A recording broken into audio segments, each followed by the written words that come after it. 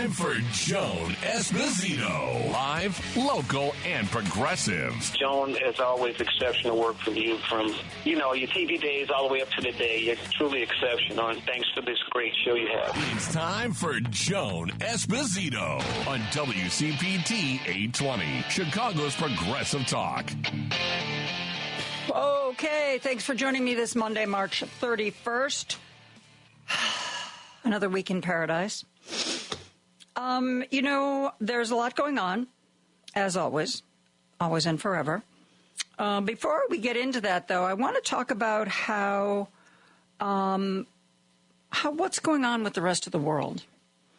I was just watching, there's this Canadian that posts on social media, and they pointed out something that I think we've been aware of, but really haven't focused on. We have absolutely left the rest of the world hanging, without question. We are no longer the ally that's going to be there for everybody, bail everybody out, work with everybody, make friends with everybody, et cetera, and so forth. That's not who we are.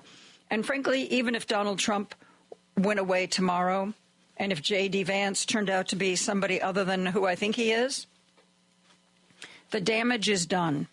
The first time Trump was in office, we could maybe chalk it up to just one of those weird quirks of the Electoral College. But he was picked this time. And he told the world in Project 2025 what he was going to do, how he was going to do it. And if people couldn't be bothered to look beyond their own nose,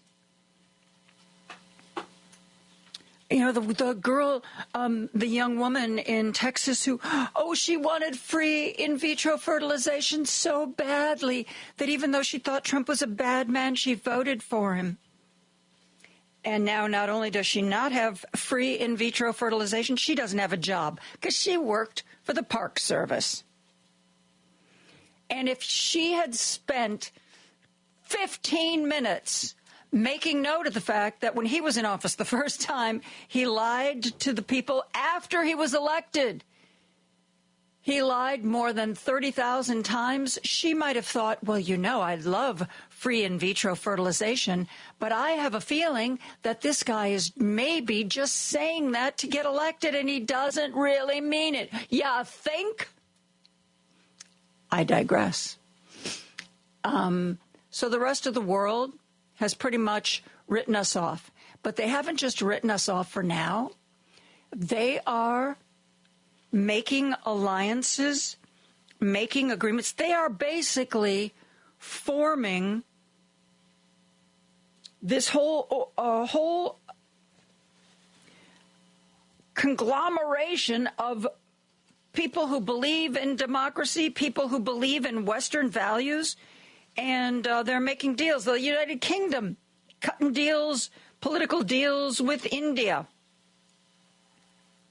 The European Union formalizing their deals. Do you really think that any of them have any faith in us? When we are talking about invading territory that is ruled by one of our NATO allies, which would be Greenland? Seriously? So the rest of the world is going on without us, kids. They are in the process of writing us off, of forming their own alliances, their own agreements, and those are still going to be in effect when Trump and his ilk have moved on, assuming, of course, they have moved on, because, of course, he says he's going to run for a third term, which should surprise no one.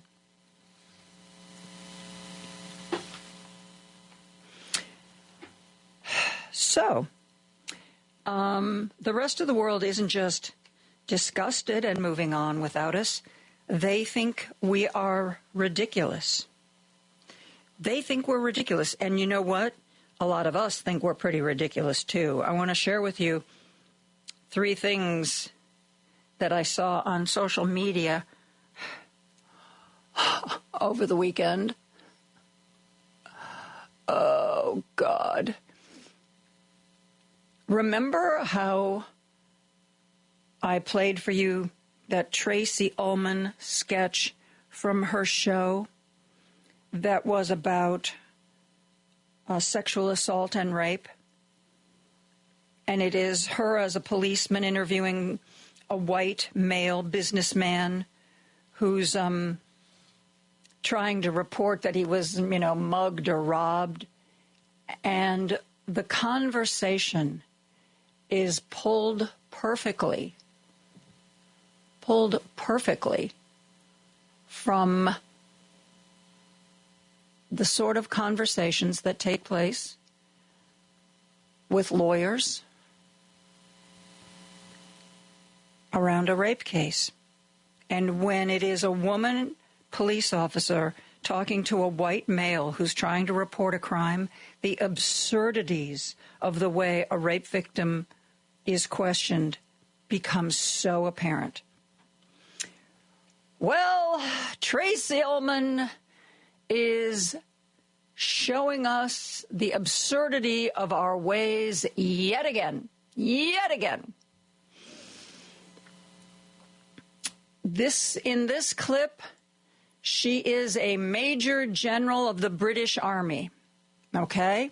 You're not going to see her, but that's how she's dressed. She's a high-ranking British Army official welcoming a brand new defense secretary and his spider Cronus. He has just been appointed defense secretary, and he has no qualifications. He doesn't know what he's doing or how to do it. You don't really need to see the video except for one little part of this. He salutes her, and she says, that's the Boy Scout salute. That's the Scout salute. And he says, what's a proper salute? And she shows him a middle finger and other rude gestures, because by now she's had it with him, and tells him that those are the proper salutes. This is how absurd we look to people who were once our allies. Again, this is from Tracy Ullman's comedy show. She's a major general in the British Army welcoming the new defense secretary who doesn't have a freaking clue, but he did bring his spider who's named Cronus. Listen to this. Defense Secretary? Where? Oh, right, that's me, isn't it? Sorry, new to the job. Major General Edwards. Where? Oh, right, is that you? Sorry, I just wasn't expecting a, Yes. Yeah, Gavin Williamson. And this is the Army, then? It is. Right. So, where'd you keep the boats? Nope, that's the Navy. It's the Navy, right, yeah. Boats equals Navy. Sorry, I'm still slightly playing catch-up with the details. Wasn't really expecting to suddenly become Defence Secretary, This time last week I was in the Chief Whip's office, with my pet spider. No. Oh, sorry. Cronus, this is Major General Edwards. Major General Edwards, this is Cronus. Yeah, so last week I was just weird spider guy, and now I'm in charge of the full might of Her Majesty's Armed Forces. It's insane, eh? Utterly. Anyway, the upshot is I've suddenly had to swat up on the Army and Navy. And Air Force. There's an Air Force as well. Right, OK, well, I'm learning already. I'll have the hang of this in no time. Right, should I go and address the troops? If you'd like. I'm sure they'll be delighted to hear from a man of such uncommon experience. They're this way. Right, you are. That's a Cub Scout salute. Right, what is the proper salute? It's Army, Navy, Air Force. Ah. Oh, so my next-door neighbour thinks I'm in the Air Force. Well, I'm glad I asked. I can't tell you how helpful this has been. It's been my absolute pleasure. Now, are there any other questions? Yes. Can Cronus be your new regimental mascot? No. OK. Can I have a gun? No. Fair enough. Right then, ready? Absolutely. Don't worry, they may look like trained killers. But? There's no but. Oh, right. Well, here we go. Oh, and there's a medal to give out this morning, so make your way to the front and ask to see private parts. I want to see private parts. Right, got it. That's not all of it. I also saw a clip from a BBC comedy show, where two people, Anaya Magliano and Andrew Hunter Murray, pretend that they're getting updates from U.S. security on their WhatsApp group chat?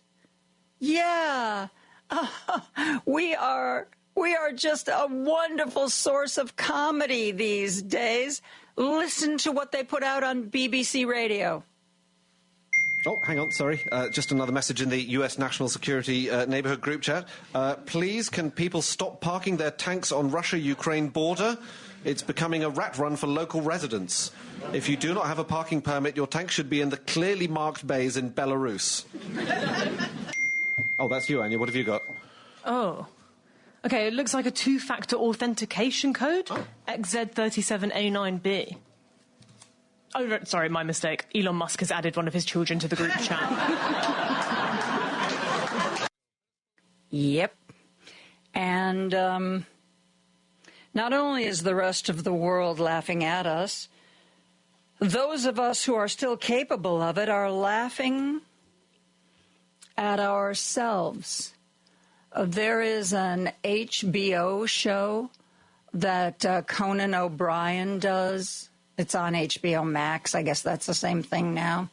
It's called Conan Without Borders. And I have a feeling you know where this is going.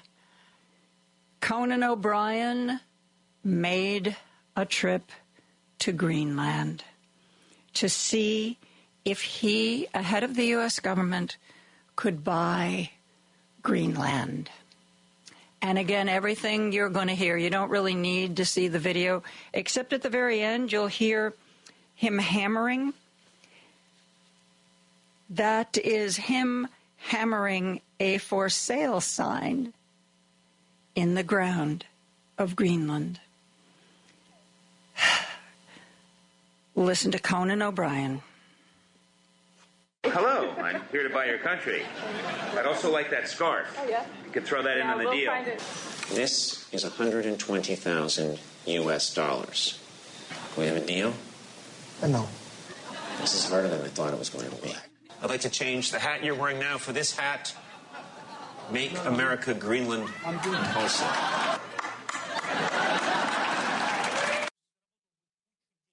Yeah. Make America Greenland also. We've become a joke. That's where we are right now. We have become a joke. We are going to take a real quick break, and when we come back, we're going to talk a little bit about stupidity right after this. Joan Esposito, live, local, and progressive on WCPT 820. As you know, sometimes I collect sound clips that I don't always play right away. I sort of wait for the right moment. And there was a sound clip that I've had for a while from a guy by the name of Johnny Thompson. He's a Brit, and he's a philosopher. He does on social media, I think he's at Philosophy Minis. Like, he has these little miniature posts about different philosophers and different schools of thought.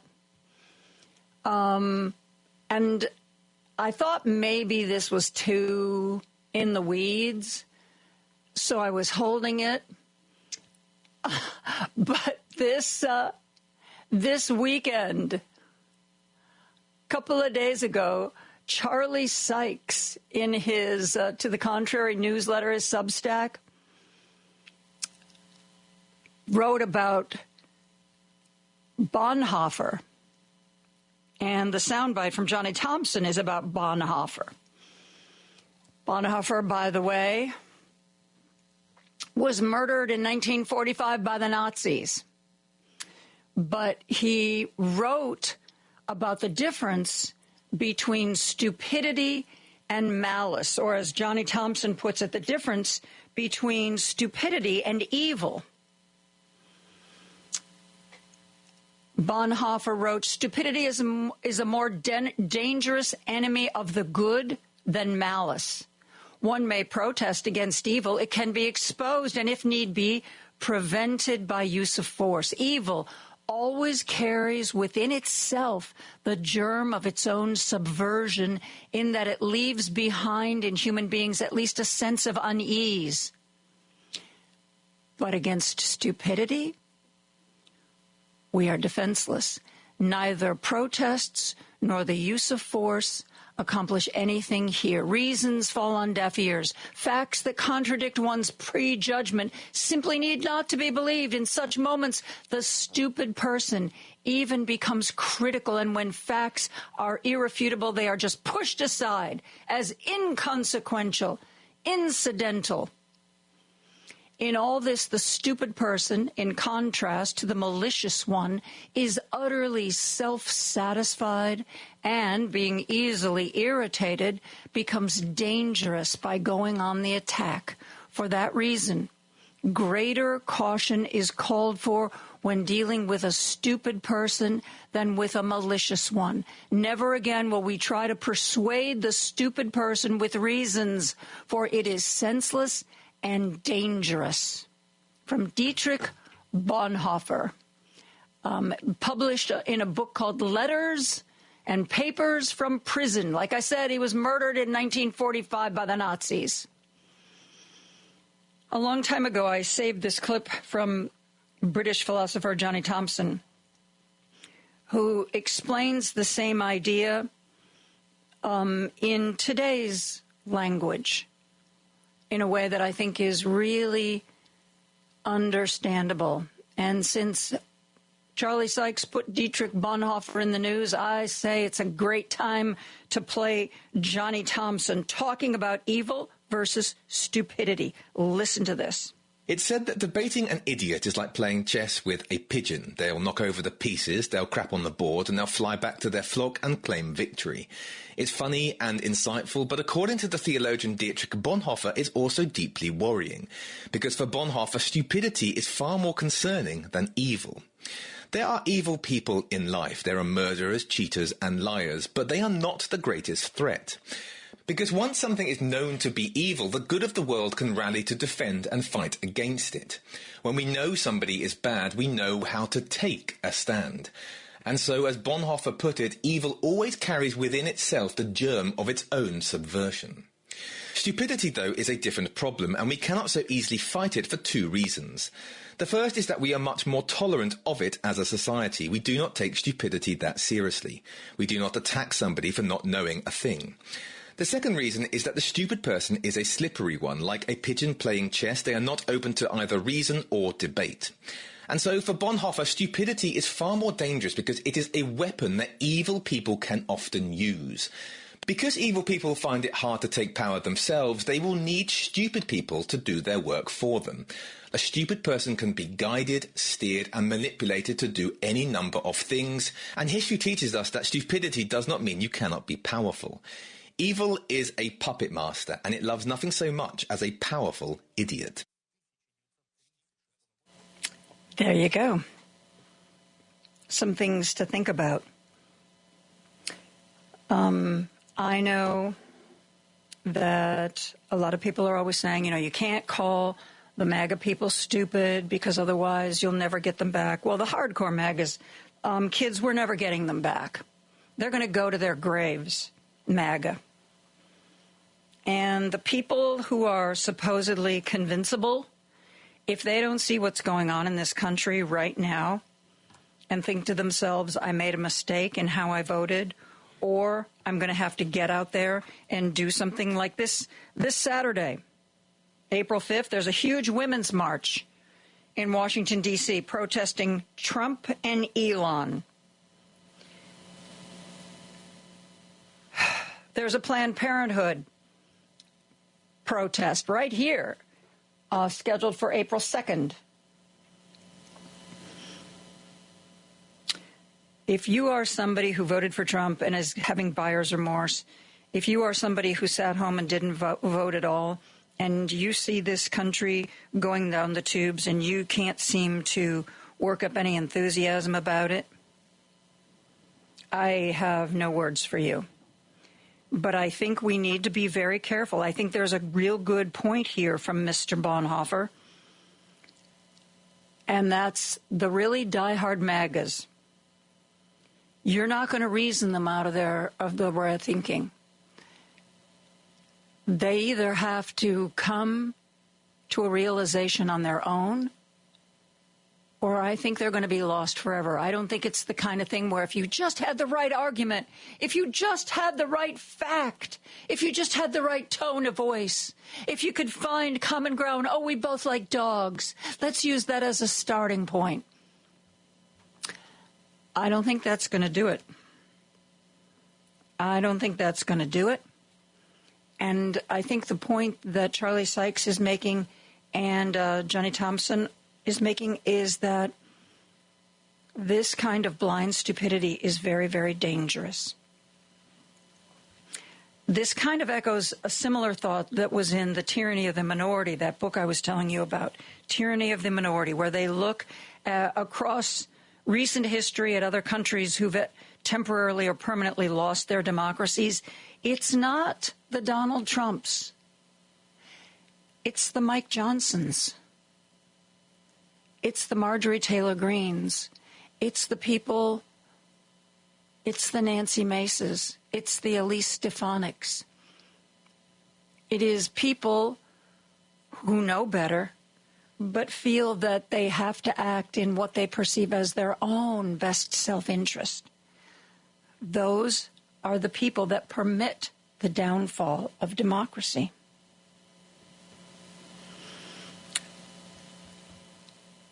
Like I said, and I agree with Bonhoeffer, you see something that's evil, you know it's evil, you know to fight against it. But we give stupid people a pass. And the argument Bonhoeffer's making is that they are actually just as, if not more dangerous than the evil people. I don't know, I'm all philosophic. Food for thought on a Monday. We are opening up the phone lines and the text lines. We're going to talk more about the news of the day when we come right back after this. Joan Esposito, live, local, and progressive on WCPT 820. Okay, we are taking your texts, going to take your calls, going to talk. Yes, I know I've not really talked to you much about the politics that occurred recently. We're going to talk about that. I also, before I forget, I want to share with you something that you might want to put on the calendar for the month of April. From now till April 27th at Shakespeare Theater in their big theater, they're putting on a musical called Sunny Afternoon. It is a biopic of the early years of the Kinks, written partially with a playwright by Ray Davies of the Kinks. And I saw it Friday, and I've got to tell you, if you are of an age where you grew up with the British invasion, Rolling Stones, the Beatles, the Who, the Kinks, I'm telling you, I think anybody will enjoy this show, but for those of us of a certain age, it just takes you right back. It was glorious. It was glorious and fun. And by the end of the show, people are on their feet clapping and singing along. It is absolutely wonderful. This is the North American premiere. This show was on in the West End of London, where it was a monster hit, completely sold out, won a ton of awards. And the reason you might think, why is it here instead of Broadway? Well, in part, it's because the guy who put together that show in the West End is now one of the co-directors of Shakespeare Theater, Edward Hall. Used to be with the Royal Shakespeare Company, and he was part of the person who shepherded this musical when it was in the West End, and he's now here. He brought it here, and it is glorious.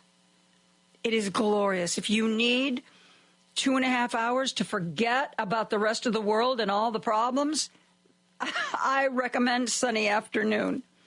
Shakespeare Theater. It runs only through, I think, April 27th. And I'm telling you, this sucker's going to sell out. So there's your little bit of joy. Let's go to the phone lines. Richard is on the line from Chicago. Hey, Richard, how are you? Well, I'm good. I hope I'm. I can't even think of the word. I guess I'm going to have a problem. I hope I can be clear.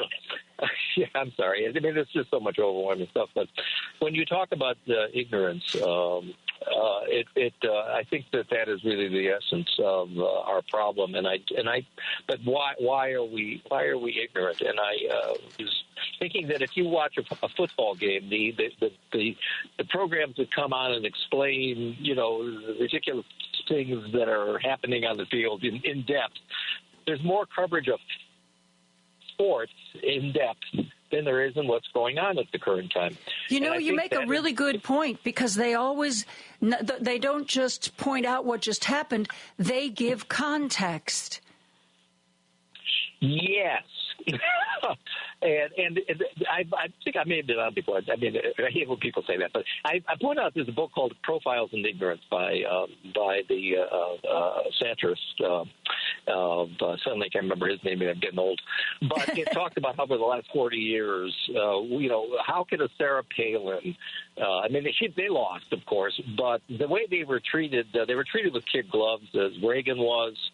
Bush, my God. Quayle, my God. This is not just something that's new. And this is my central theme in my life now, is that the press is the one that is responsible. Not the Democrats, not even the Republicans. They're not being held accountable. Even with Elon Musk, why isn't somebody getting an in-depth, getting people on board who actually downsize companies to talk about what the heck is going on? Where is this plan and where are the outcomes, and how do they make their decisions?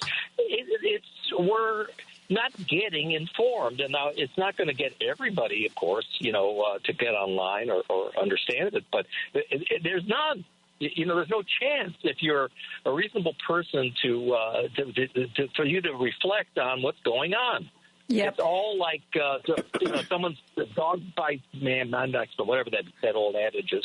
So I'm sorry, I get exercise. No, you're exactly right. As a matter of fact, over the weekend Sunday, Kara Swisher was interviewed by Jen Psaki. Kara Swisher is somebody who is reported on the Tech Titans when they were just starting out and they were nobodies. And she told Jen Psaki, because Jen Psaki was also talking to her about Elon, and she said, make no mistake, everything Elon is doing benefits him and his companies in some way. If you look at the very first agencies he went after and tried to gut and shut down, each and every one of those agencies has been opposing him in some corporate way. And so she said, don't think this is anything to do with government efficiency. She said, Elon Musk is like Donald Trump. It's all about him. It's all about what's best for him.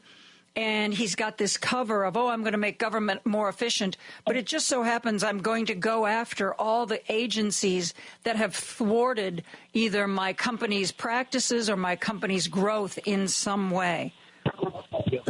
Can I interject, because I listen and I lose track, so pardon me.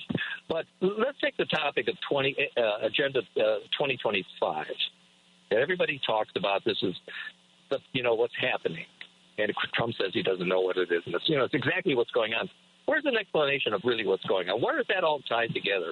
Another fault of the media that isn't educating us. The New York Times, when they got the senator and governor, or former governor, Rick Scott, the way they got him, I think it was the Washington Post. They spent $1 million, hired 3 people to go over the books of HCA.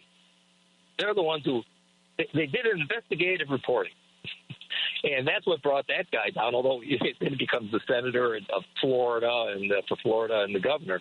But that's the kind of stuff, that they used to do, like the Pentagon Papers. I mean, my God, if that came up nowadays, Nixon would still be in power. Yeah, the press exactly. Is worthless. It's worthless. And you get better news coverage from Stephen Colbert and the other guys that are on. They do a better job of summarizing and explaining to people what's going on in a satirical way, but it points out what's going on. Yep. And we're not going to get out of this because the press is dumbing us down. I hate this. That's my theme, so I apologize. No, I hear you. I share your frustration, and I do think the Jimmy Kimmels and the Stephen Colberts and the John Olivers are doing, frankly, a much better job for the most part than a lot of our media. As a matter of fact, from 3 to 4 today, I'm doing my media segment with Jennifer Schulze and Mark Jacob, and one of the things we're going to talk about, I don't know if you heard this, Richard, but the White House Correspondents' Dinner had booked Amber Ruffin, who's an African-American writer on Seth Meyers' show, who's also pretty good at taking down Trump. She was supposed to be the comedian. And because the Trump administration complained that she was anti-Trump, they've canceled her appearance. There's not going to be a comedian at this year's White House Correspondents' Dinner. Just unbelievable. You raised a good point. You raised a very interesting another point. So the press is all about weaponizing government and voter suppression and censorship. They have Jim Jordan on every other minute with his pat, statements that he makes. Well, what is this exactly? The Trump objects, and this person now can't have a comedian on there because she's critical of him. I mean, and it just, it happens, and it's like there's an explosion. Everybody goes, I didn't hear anything. But if a Republican brings up this topic, it's already been pre-sold. It's branded. It's like Mount Rushmore to people. But they can't apply it to another topic. They get a limited. They get a limited explanation of what's the word. It's pointless. I'm so sorry. That's okay, Richard. I appreciate the call. Excuse me. Thank you. You have a great show, so thank you very much. Thank you, Richard. That's very kind of you to say. By the way, the book he was referencing, Profiles in Ignorance. Excuse me, I don't know why I have a frog. I guess I haven't talked enough today. It is by Andy Borowitz, Profiles in Ignorance, subtitled How America's Politicians Got Dumb and Dumber. Just remember, there is a big rally this Saturday in Washington, D.C., a women's march you can sign up for. There is also going to be a Daily Plaza Chicago from 12 to 2 protest. That's part of this hands-off movement. You can Google. It's like Indivisibles. There's lots of hands-off protests. And Wednesday, April 2nd, there is going to be a rally from Planned Parenthood is one of the organizers, a rally outside the Supreme Court. They will be hearing Medina versus Planned Parenthood, South Atlantic. And it's about access to reproductive health care for people who are getting Medicaid. So that's going to be in front of the Supreme Court building Wednesday, April 2nd. There's also going to be a big march against Elon and Trump this Saturday, the 5th, in Washington. And there is going to be on Saturday, the 5th, a rally here in Chicago. Hands Off is one of the organizations. We are going to take a break. We are going to be back with more after this. Don't turn that dial. A dangerous mistake to make. Joan Esposito, live, local, and progressive, returns right now on WCPT 820. One thing that I'm really proud of when it comes to some of the Democrats is that they are going to places where Republicans refuse to have town halls, and they are having town halls.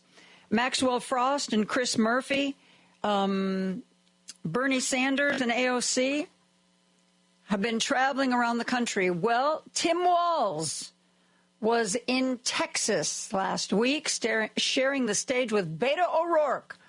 They were at the Fort Bend County Fairgrounds. That's, of course, in Texas, and they were in Republican Congressperson Troy Nell's district. I'm going to play this sound from Tim Walz. He makes reference to a woman named Carol. Pretty sure she was a woman that had asked him a question. Again, we are so proud of the Democrats who are getting out there and speaking to people in these places where Republicans are hiding. Chris Murphy and Maxwell Frost getting out there. Bernie Sanders, AOC getting out there. You know, they did a rally in Arizona. They were expecting 3,000 people. They got 23,000 people, AOC and Bernie. And Tim Walz was in Texas last week with Beto O'Rourke. Here's some of what Tim Walz had to say. Listen to this. The road to those authoritarian regimes is littered with people telling you you're overreacting. You're overreacting. You're not. You're not overreacting. So start with that. You're not overreacting. And then telling the stories that are real and that matter to people. And we need to start using language better. Shame on any one of us again if we ever use the word entitlement when we're talking about these programs like Social Security. They are not entitlement programs. We pay into them. They return money back to us. And we have made a decision in our society that you can't do it all yourself. You know, these people, they're all apparently self-made men. You know, they did it themselves. They had no one else help them. They built all their own damn roads. They built all their own water treatment plants. They did anything. And then they want to say anything you do as community is socialism. Well, the fact is we have determined, and this is what we need to call them on. That's why your congressman should be standing here and listening to Carol and say, why was he okay when he answered a question coming out from the press when they said, are you okay with the cuts to Medicare and Medicaid? And he said, yeah, I'm fine with them. What that means is he is making a determination that we long ago agreed that we're kind of in this together. And but by the grace of God goes each and every one of us. And the money that we put in makes sure that each one of us gets those services we need. And we are not doing a good enough job of telling the stories of why they matter to each and every one of us. Again, if you're a billionaire, you don't give one shit if you get a Social Security check, because you don't need one. It's the same thing. It's the same thing when they complain about property taxes, and then local small communities don't have any money, so they can't have a local swimming pool that's a municipal swimming pool. Well, if you've got one in your backyard, you don't give a damn about the municipal swimming pool. This whole thing about selfishness and about, again, if you're talking about school vouchers, that is a tax giveaway to the wealthy who are already getting it. Talk about nothing else. Doesn't do anything else. So we as Democrats have to use our language better. We have to tell the stories of why this impacts people. And then we have to make the case, by the way, for our economic growth. Okay, they're complaining that we're spending money on early childhood education. For every dollar you spend on early childhood education, you get $12 back into the economy. $12 back. Yep. Tim Walz emerging from his little cave to get back out there and fight the good fight. Let's go to the phone lines. Sue. Sue is on the line from Chicago. Hey, Sue, thank you for the call today. You're certainly welcome. I kind of got a complaint, Joan. Go ahead. Okay. I'm a senior on a fixed income. I cannot afford cable. I don't have a computer. I have a flip phone. Now the state says the only way I can contact them is through a computer. Guess what? I can't afford one. This helps me to be stupid, you know? I listen to WCPT. That's the only thing now I can get news from. Cable was costing me more money than my medications. And now my medications went up, so I can't afford cable. It's gone. Yeah. I hear you. And then they're also going to, for those people who go in person, there aren't going to be as many people to take care of you. Honey, there's nobody to take care of me. I'm on my own and 79 and working 5 days a week and in chronic pain. But that's neither here nor there. Another issue I have is when I listen to your commercials, all I get is a .com number. I can't do a .com number. Please give me a phone number. Maybe I'll use your product. That's a good point, and there should always be a phone number. I can't use your product if I can't get a hold of you. Though, Sue, I will tell you, and this is not terribly convenient, but almost every public library branch has computers for people to use. That. And this is what I'm going to tell you. I go to the library. The computer system has changed. And every time I go in there and ask them, okay, how do I turn this on? I get a lot of grief. Then I get 20 minutes on a very unsecured line. There's no security in the library. I'm not going to go to the library because I know I could be swept up in one of Trump's whatevers because I criticized him. So there's no way I'm going to go to the library. Well, I will. I can't promise you that it will always be safe, but I will tell you, having volunteered and been very much involved with my local library for many years, they take that kind of security very seriously. Most libraries, all I know is they think most libraries won't even keep a record of books you've taken out because they don't want to ever be in a position where somebody subpoenas them for that kind of information. So most libraries don't even keep a long-term record of the books that you have checked out. Well, I haven't been in a long time because I do have vision problems and now I can't even read.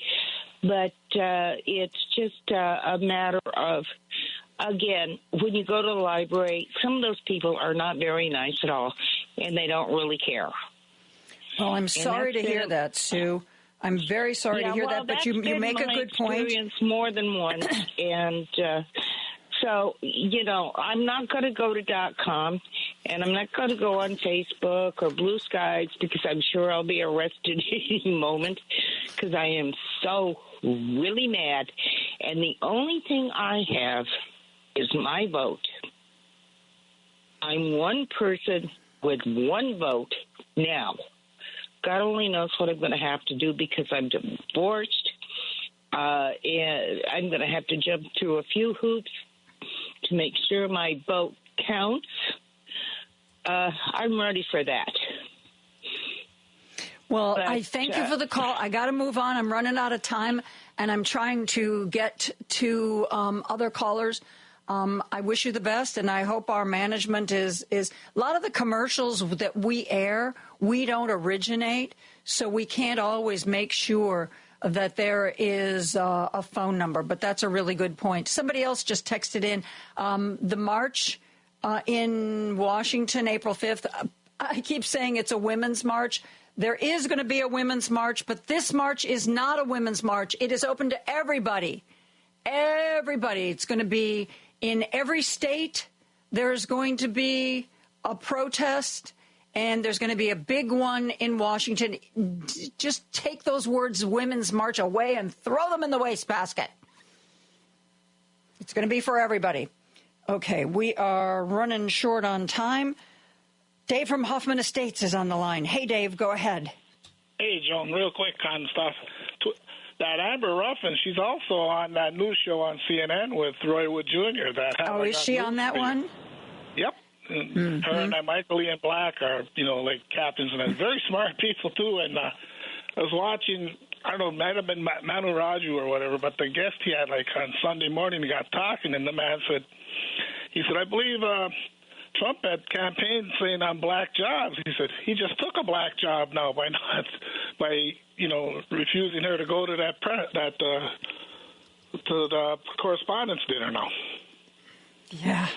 And I think as Roger said that, I didn't think about that. He goes, and lastly, so you get on that Signalgate fiasco, it's kind of reminiscent. You remember way back when at the beginning of that Afghani war with Tora Bora, when one blurted out that we got a fix on him now because his signal got intercepted and that.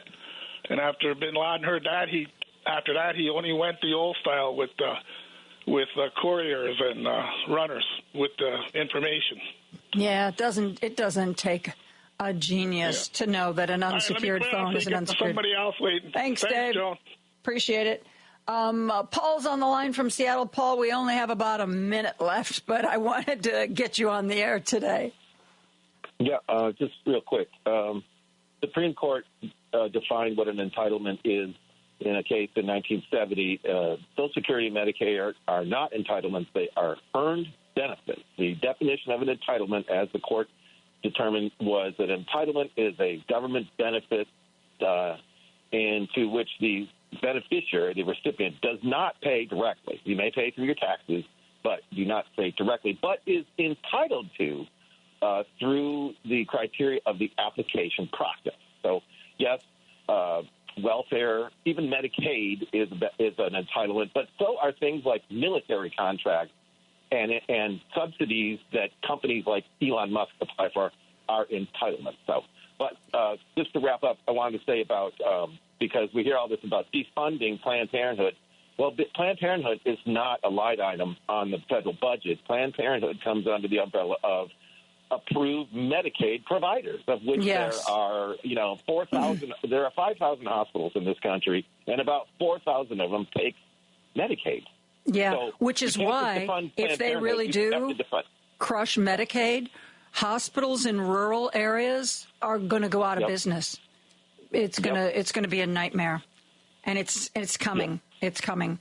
Paul, thank you so much. I really appreciate it. We are going to take a break for news and be back with our monthly media segment right after this. Joan Esposito, live, local, and progressive on WCPT 820. It is our monthly media segment, and I am joined by Substack writer of Indistinct Chatter, Jennifer Schulze. Stop the Press's newsletter. Find it at stopthepresses.news. Author Mark Jacob. Welcome, guys. How are you? How are you? I'm just having a Monday. I am so Monday today. It's just unbelievable. I hope you guys are doing better. Oh, yeah, we're good. I'm good, at least. I mean, I'm great. There are so many things. Democracy. Yeah, really. As long as you don't care about democracy, it's a beautiful day. There are so many things that I want to talk to you guys about, but one thing that I mentioned that did get some listener feedback was this idea that Amber Ruffin has been summarily dismissed from being the comedian at the White House Correspondents' Dinner, which decided that there would be no comedian this year, even after she was given the gig, because Donald Trump says she's mean to him. Gosh darn it, she's mean to me. I don't like her. I was really surprised, I have to tell you, that the White House Correspondent Association just, rolled. Am I missing something? Is there a bigger picture that they're trying to pay attention to? What's going on? Well, I think that it's hard to say.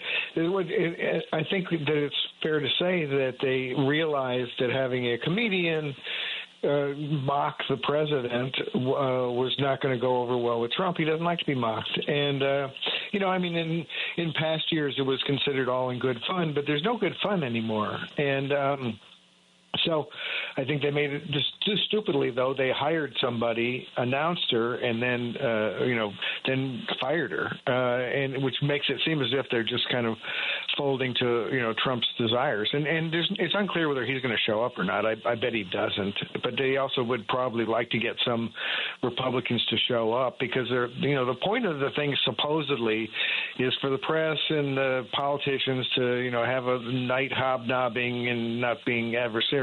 I've always viewed it as undercutting their credibility, but, not everyone agrees with that. Jennifer? The troubling thing to me is that I think the White House Correspondents Association, they are not on firm footing really about anything as it relates to Trump. And this is really just the latest example of them not standing firm about something. Now, you might think, well, okay, well, it's a comedian, it's a dinner or whatever, but it's part of a pattern that is really distressing when you consider these are the journalists charged with keeping an up-close and personal eye on Donald Trump for the rest of us. And they are cowed by him, intimidated, probably beleaguered. I mean, I'm sure working there and covering him is no joy. But I think I don't even know why the organization exists if it is not going to stand for core values. And it looks on its face like it's a bad business decision, like, oh, we booked her and then we changed our mind. But it's really not that. It's I think, a fundamental flaw in the organization, not being willing to stand for their beliefs. Is she the right comedian for this? I don't know. She's really funny, and they thought they'd book her. They've booked all kinds of crazy comedians in the past. I don't think that's the issue. I think it's cowardice. And it's really troubling when you think about the job that they have, their day jobs are supposed to be holding Trump to account. Do you think the decision to let her go is in response to things like, the White House now announcing that they're going to be the ones who decide who's in the White House press briefing room? It's going to be their call who's in that room, and they're going to decide who they like and who they don't like? Well, it's part of the same problem. They keep losing their previous position. None of it's like a rule or a law or whatever. It's a past practice. But this organization has had certain responsibilities as it's related to media coverage in and around the president and the White House. And every time that Trump pushes them, they let him push a little bit further and a little bit further. And so that they complained, the White House complained about this comedian and pulled a clip of her making Trump jokes. Well, I think that's what a lot of comedians do. And they just in a millisecond canceled her after having already signed a contract with her. Well, don't you think that they sent a signal to Trump when they didn't do anything substantial about the kicking out of the Associated Press because they wouldn't go along with the Gulf of America baloney? I mean, yes. Trump kicked them out. They kicked them out of the White House for not going along with that, and the Correspondents Association sent a stern letter and may have done some private talks, but they didn't do any. There were a lot of tactics they could have done. They could have repeatedly asked questions in the next news conference about it. Mm-hmm. And a day or two later, they stopped asking any questions about it. They just accepted it. And every time the White House keeps on squeezing them more. Then they decided that they would decide who would be in the room. Most recently, they're going to change the seating arrangements. So that you guys probably have noticed that a lot of completely crazy people are being allowed into these briefings now. Yes, like Tim Pool. Tim Pool, the podcaster from, I think, Northwest Indiana, who was paid by the Russians to, for his podcast, now has a seat in the White House press pool, and AP doesn't. Yep. Though in his defense, he said that he didn't know it was Russian money. He just thought, somebody was writing him a check for $100,000, and who would say no to that? Oh my gosh, it was the Russians! I'm so sorry, I didn't know that. Somebody writes me a check. Somebody writes me $10 million. 10 million? He wasn't one of the 100,000ers? $10 million to the company that he works for, $100,000 per episode for his particular show. That's a lot of freaking money. Yeah, coming from the Russians. And you look at how all these crazy town supposed reporters, how they behave in these briefings. I mean, you're getting questions like, well, why are you so successful at doing this and stuff like that? Or why aren't you wearing a suit? Well, right. That was the way they harassed Zelensky. That was one of the right-wing crazy reporters, the boyfriend, I believe, of Marjorie Taylor Greene. And they're beating up on Zelensky in this meeting, and I wonder whether it was set up beforehand that this reporter would ask, "Why aren't you wearing a suit?" Which was completely crazy considering. Well, the whole thing, honestly. The whole thing felt very staged and very planned because, as you know, and we've talked about with the audience on this show, that was not supposed to be any kind of verbal exchange. It was supposed to be, we're all sitting here, we're all going to smile, the cameras are going to come in, they're going to take our picture, and then we're all going to leave and go to a conference room and really hash out this minerals deal. There wasn't supposed to be any talking. Right, and so I guess there wasn't also supposed to be a Russian in there either. Yeah, really. More and more, it's starting to look like the bar in Star Wars. It's just like every crazy character you could possibly find, stuck in a room together, and whenever she get Caroline Levitt, the professional liar who's press secretary, whenever she gets hard questions, she immediately dishes off to one of these sycophants, to ask some stupid question so she can diffuse the actual news. And I mean it's getting to where legitimate journalists don't need to be in that room. Well, Mark, you've suggested that for a while now, and I agree with you. At some point, it's like, well, I don't know who should monitor. Somebody should, but man, the reporting. Real reporting needs to be done outside of that building, I think. These high-profile, sometimes quality reporters sitting in that room just getting lied to. And you can send an intern, have them record what gets said, and meanwhile these good reporters can go out finding what the truth is instead of being sitting there and listening to lies, because that's what it is. This Caroline Levitt she is terrible. She is trying to be worse than Sarah Huckabee Sanders, I think. She's just, I mean, every time she's asked a serious question, like she was today, she was asked a question about, what are the criteria you're using to decide that these immigrants are members of this Venezuelan gang, and what's the evidence? Is it simply that they have a tattoo? And she immediately launched off on this. So it's shameful for the mainstream media to be asking these questions of these brave people who are protecting us, and so she's not answering any questions. It's all this like staged goofiness. Yeah. It's not helpful. It's really not informing the American people at all. It's just this crazy circus that they've created. Yeah, it's a game for them. Yeah. Guys, we need to take a real quick break. This is our monthly media segment. Jennifer Schulze and Mark Jacob are here. We're going to continue this right after a quick break. Now back to Joan Esposito, live, local, and progressive on WCPT 820. Longtime Chicago newswoman Jennifer Schulze writes a Substack called Indistinct Chatter. Mark Jacob, longtime Chicago newsman, does a newsletter called Stop the Presses. You can get it at stopthepresses.news. We have been talking about the apparent capitulation of the White House press corps to drop the comedian that was offensive to Donald Trump. We have been talking about how the White House press corps did not stand up as we might have hoped for the Associated Press. because they wouldn't say Gulf of America, but rather insisted on still calling it the Gulf of Mexico. We have the angry blonde woman who holds the news conferences, who I've seen reporting that all it takes for her to report something and believe it is Trump says it. That's her barometer. Trump says it, therefore it's true.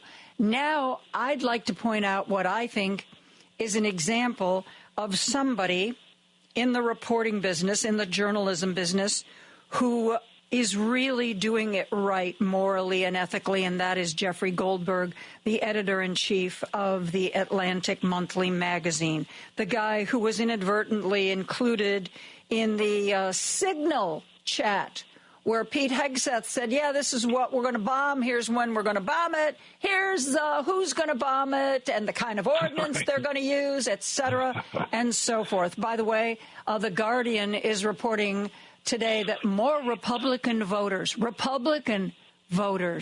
think Pete Hegseth should resign. So, Jeffrey Goldberg, I think he did a great job. I think he handled it very well.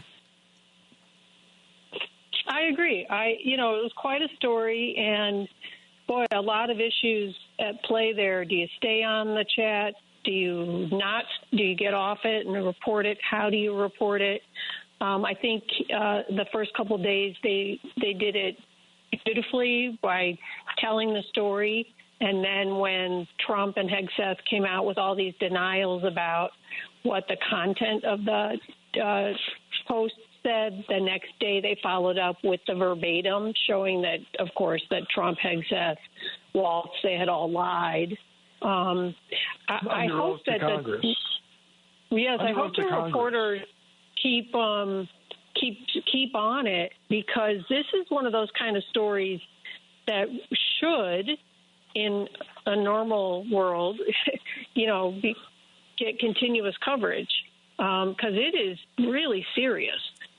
Well, that's one thing I mentioned last week, that for the first time in the series of outrages by the Trump White House, for the first time it seemed like there was a story that actually had legs. It wasn't just going to simply be relegated to page 12 because there's a new outrage. This one, and I thought Democrats, for the first time ever, really did a good job. A bunch of them came out about this. They were on message. It was almost like they were Republicans, it seemed like, for a minute. They were asking good questions of the hearings. I mean, they really did nail. They forced the cabinet members to take positions, which later got exposed as lies, because it's really important to ask questions the right way, and they did a good job. Yeah, finally. What gets me, though, is how Trump's immediate reaction was, "Oh, that reporter stinks." We don't care about the reporter. We care about the facts. And the facts were abundantly out there. The White House, the National Security Council, confirmed that it was a real signal chat by all these higher ups. So the facts were not in dispute. So he's going to go after the reporter.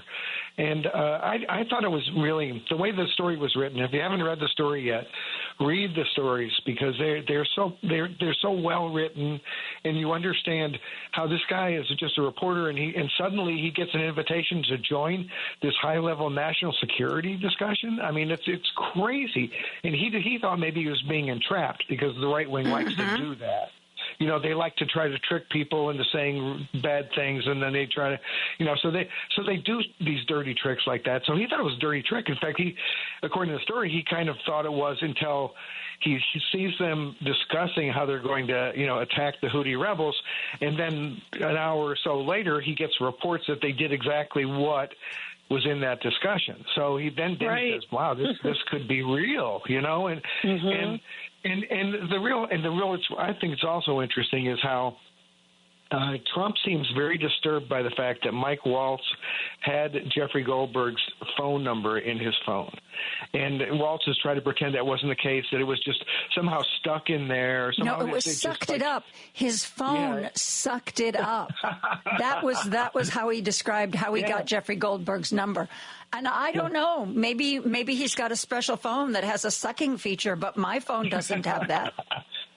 No, and Goldberg, doesn't want to expose a source, So but what he said yesterday was, usually the most logical explanation is the one that's true, and he had my phone number in his phone because he had my phone number in his phone, and so it's clear. And I think Waltz is still going to get fired. I mean, Trump says he's not going to fire anyone, but I think that, and Trump doesn't care that these yahoos endangered the lives of U.S. pilots. That's not what he cares about. He cares whether one of his members of Team Trump had the name of a reporter in his phone.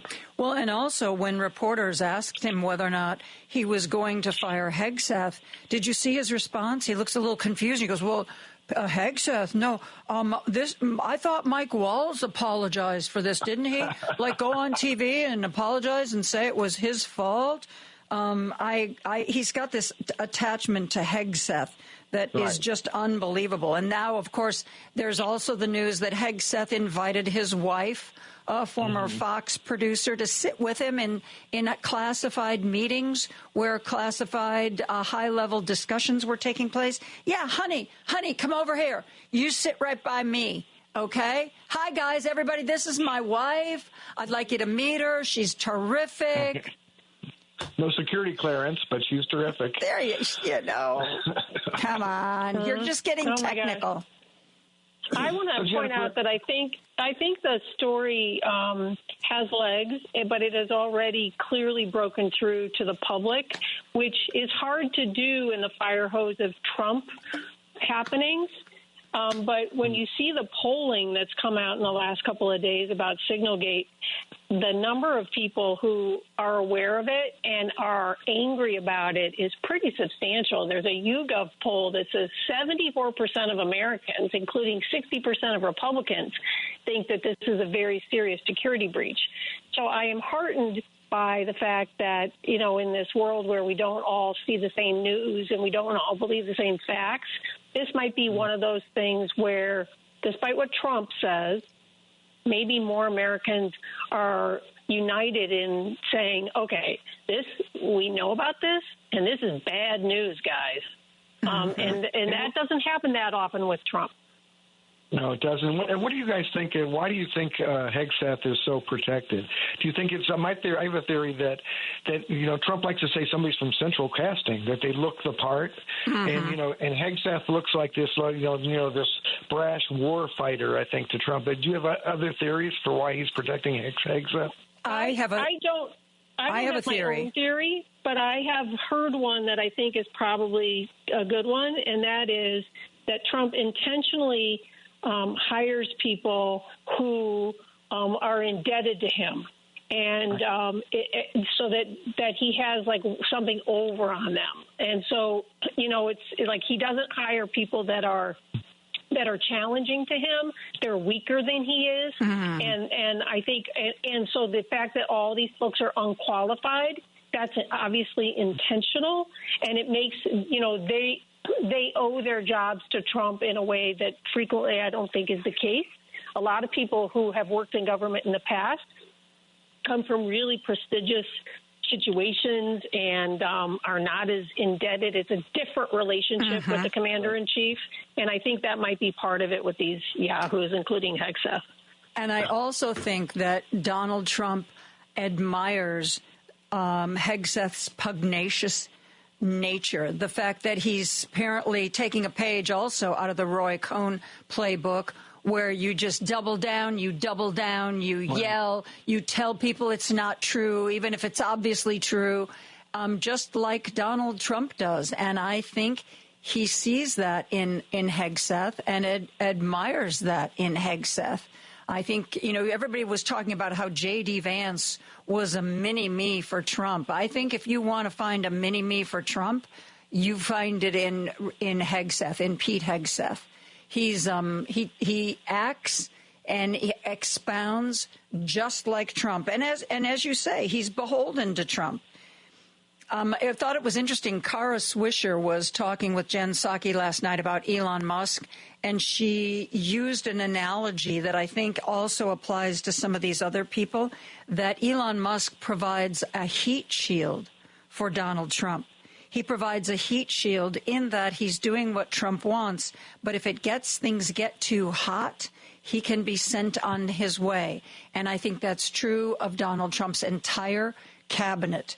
If anything goes awry, they can just be disposed of, in part because of what Jennifer said. They don't have a constituency of their own. We need to take a break, guys. Our media segment will be right back after this.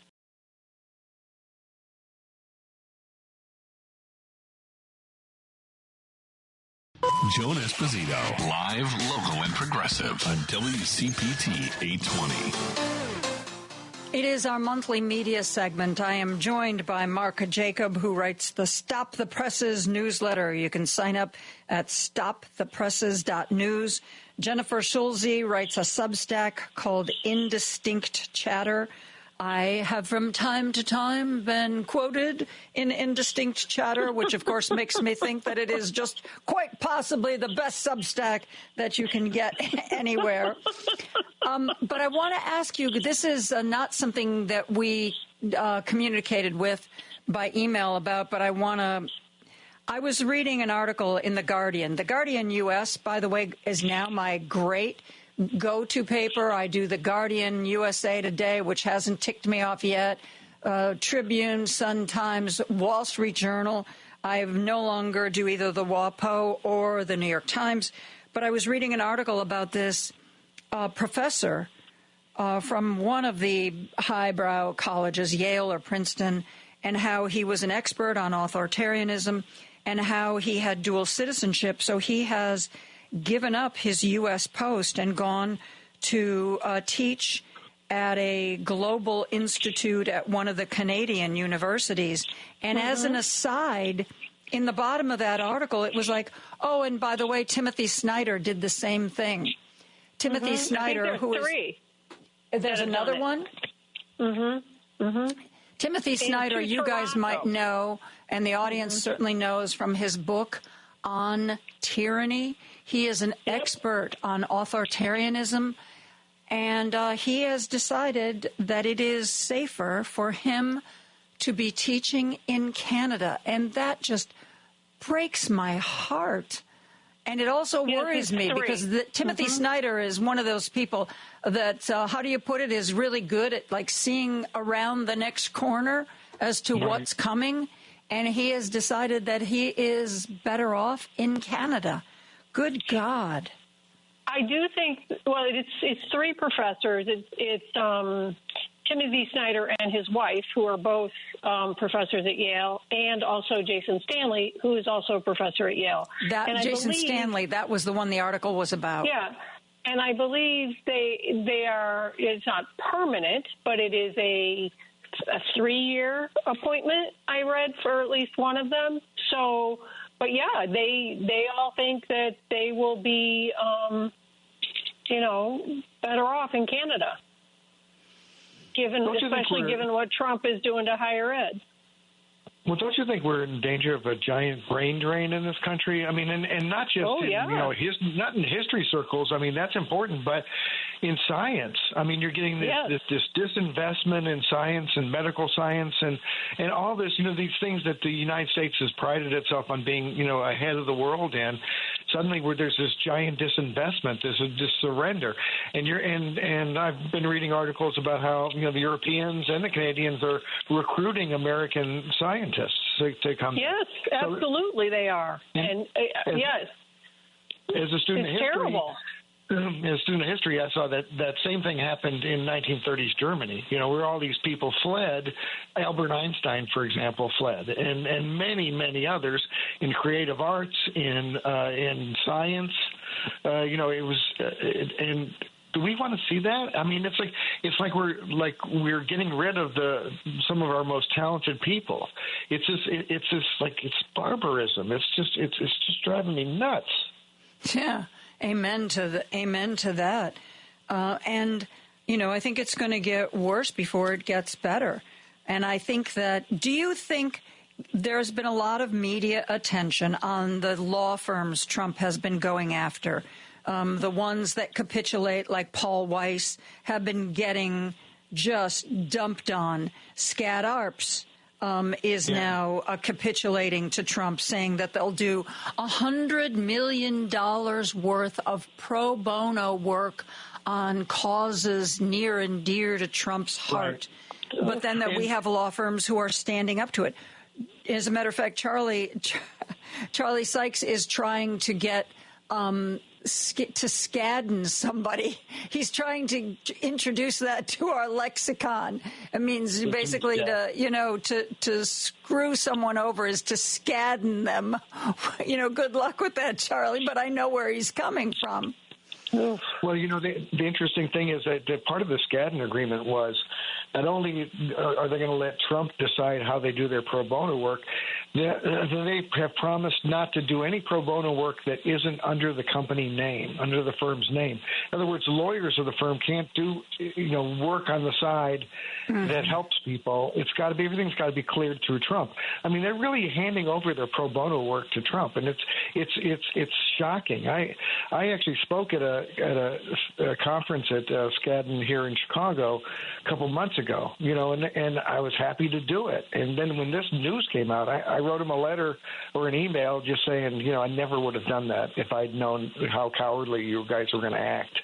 And it's really a time when you see some law firms are fighting it, and they well should, because this is horrible extortion. I mean, this is.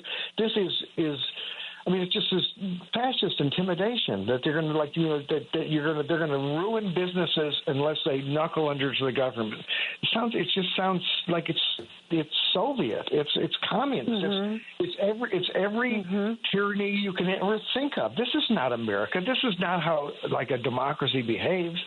And you see these law firms who just have decided that, we're not going to make money if we don't knuckle under the Trump. And you know what? Lose a little money for a year or two. Save your democracy, please. Well, and, at least with the law firms, you can make that argument. With Columbia University, I'm sorry, they couldn't live off of their endowment for the next few years to stand up to Trump. And frankly, I happen to think that any university, he's going after Harvard now, because Harvard, is anti-Semitic and needs to be investigating. Right. And maybe all these grants and programs where there's government money for Harvard, that should all maybe go away. I'm sorry. You think that your alumni wouldn't donate to try to make up some of this loss? You think that this is what? Columbia University, I'm sorry, I didn't realize they were so impoverished that they can't that they can't stand up to any government pressure. And I think it's going to be real interesting to see how Harvard reacts. I don't understand this, guys. Can somebody explain it to me? Jennifer, can you explain this to me? Yeah, well, here's a theory that I've had presented to me, and it's the corporatization of universities. Where the boards of directors are, business magnates and, high rollers and political appointees. There's a trend towards that in lots of big universities, and Columbia University, NYU are no different. People with a lot of money are on that Columbia board, and a lot of them support Trump. So I don't think it's as clear-cut as, I think there were people there that very much wanted to do what Trump wanted to do. And, universities have changed a lot in lots of different ways over the years. And this is one that I don't think has gotten a lot of attention. But when you look at the list of people that are sitting on these boards, there's a whole lot of Trump supporters and Trump probably donors sitting on that Columbia University Board of Directors. And I believe they very much wanted to appease him. Did you know that Maria Bartiromo is on the NYU Board of Trustees? Yes. Yeah, isn't that mind-blowing? That's an example of that. Yeah. I mean, this is somebody who lies all the time, who is a propagandist, who makes up stuff, who lied about the 2020 election repeatedly, and she's going to be guiding a institution of higher education. I mean, the hypocrisy is just mind blowing. You know what's interesting right now? The new head of Columbia is a former CNN anchor, which I think is just unbelievable. But do you remember Claire Shipman? Yes. Well, she is at least the temporary head of Columbia University right now. She was the co-board chair. I have a question. The president of Columbia vacated that role. She's not that she's going off into oblivion. She's going to be head of their medical arm. But it was a little unclear to me from the reporting. Did she leave because she got pushback from the capitulation? Did she leave because she was tired of the politics? Why did she leave? She got booted. Here's what happened. She had a meeting where she out loud said something to the effect that she was going to slow walk these Trump demands. And that comment got passed on to one of the worst pretend journalists in the country, I think, Barry Weiss, who then made a digital front page story about it. And the board read it in this. Everybody went bananas, and she was forced to resign because of that. So she actually was, the board took the agreement with Trump. I think we don't want to focus so much on that president. I mean, remember, the board has to approve all of this stuff. And so they did, and she was going to at least try to mitigate some of it, but she said that out loud, and Barry Weiss lost her freaking mind over it, and made sure everybody that needed to know knew, and so she was forced out. That's what happened. And so now Claire Shipman is the new interim president of Columbia, former CNN anchor. I don't know her. I just remember her on TV. One of the scary things that I've been talking to people about that is how these colleges are scrubbing their websites and getting rid of certain words that, especially on the DEI kind of stuff, and that there's forbidden words that they got to get off of their websites and stuff like that. There is a wholesale attempt to remove independent thinking in universities, and also to make universities a partner in trying to crush student dissent. I mean, it's all like the part of the same kind of fascist movement. I mean, it's to eliminate dissent in this country, and it's just shocking when people of power and influence, like people running universities, just knuckle under like crazy. Mm-hmm. Yes, it is. It is absolutely that. Guys, we need to take a break. This is our monthly media segment. We have so much more to talk about. We'll be right back after this. Alexa, play WCPT. WCPT from TuneIn. Don't turn that dial. A dangerous mistake to make. Joan Esposito, live, local, and progressive, returns right now on WCPT 820. We have so much to talk about in this media segment, but I'm going to throw you guys a little bit of a curveball.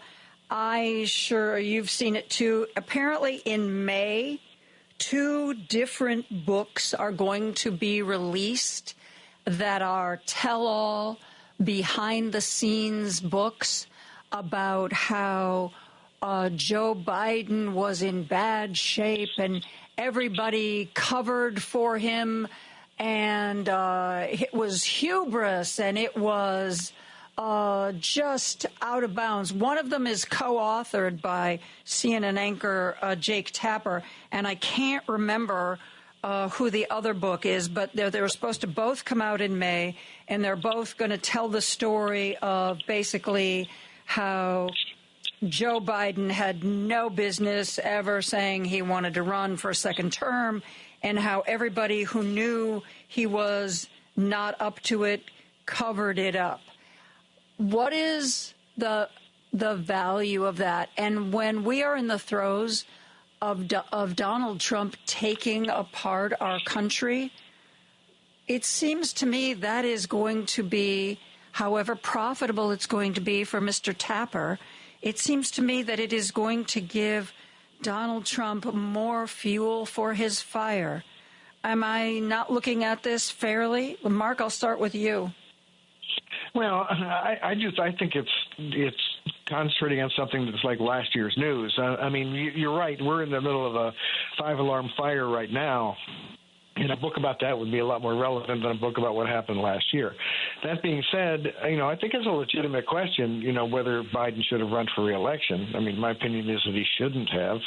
I'm not sure that the outcome would have been any different, but I do think that it was probably somehow, I think that it was, I don't know, it was the ego. I don't know whether it was, I have a theory that the Democrats were afraid of having a knockdown, drag-out fight, but in which somebody would run against Kamala, in the primaries, and they would offend all the black voters that are a core constituency for the Democratic Party, and nobody wanted that, and so Biden was the safe choice. Plus, he'd won before, so you could argue that they should do it that way. Well, and I have another question that maybe, Jennifer, you can tackle. Apparently, once it was announced that this book, the Jake Tapper book, was coming out, like I say, it's one of two, apparently conservatives decided that it was time to pull out the old sound clips of Jake Tapper defending Biden when he was still deciding to run. And so this is a Newsweek article, and the title is Jake Tapper Faces Backlash Over New Book on Biden's Cognitive Decline. Is this going to hurt Jake Tapper, whether or not it hurts Biden, whether or not it helps Trump? Jennifer? Oy, oy, oy. Well, you know what? Of course, people are going to write books about the campaign, and some of them are going to focus more specifically on what happened with Biden and his age. That's just part of a normal, I think, political reporting cycle. The question is, how credible is the reporting in the individual books, and how are the media efforts behind them to either disregard them or amplify them to make them part of today's political debate? That's the thing that I think is going to be most interesting. So I think we can expect that even though this one book's written by a CNN anchor, another book is written by Jonathan Allen, who I think works for NBC News, I would guess that anything that's going to be critical about Joe Biden will get massive airtime on Fox and will be used to just, tarnish Democrats overall. It works. I see that there are quite a few books coming out about the broader issue of the campaign. And, again, it depends the credibility of the authors and then what the few remaining news organizations decide to do with them as they cover them when they come out. I do want to say I'm really glad that Jeffrey Goldberg didn't save Signalgate for a book. Amen. I'm really glad that he told us about that in real time. I know we all three feel the same way, that saving it for the book when the world is on fire is really lousy journalism. I'm not sure that that's the case with any of these Biden books. I'm not sure people knew at the time there were things that they should have been reporting, but I wanted to throw that out there about Jeffrey Goldberg. Yeah. Don't you think that? I just feel like Biden is, last year's news. I bet these books flop. I just don't think that anyone cares about that. Everyone is forward looking now because we're about to be plunged into probably a recession or at least some sort of economic. Well, no one will be able to afford to buy the books, Mark. It'll be dinner or that book. Let's see, which will you pick? Oh my God.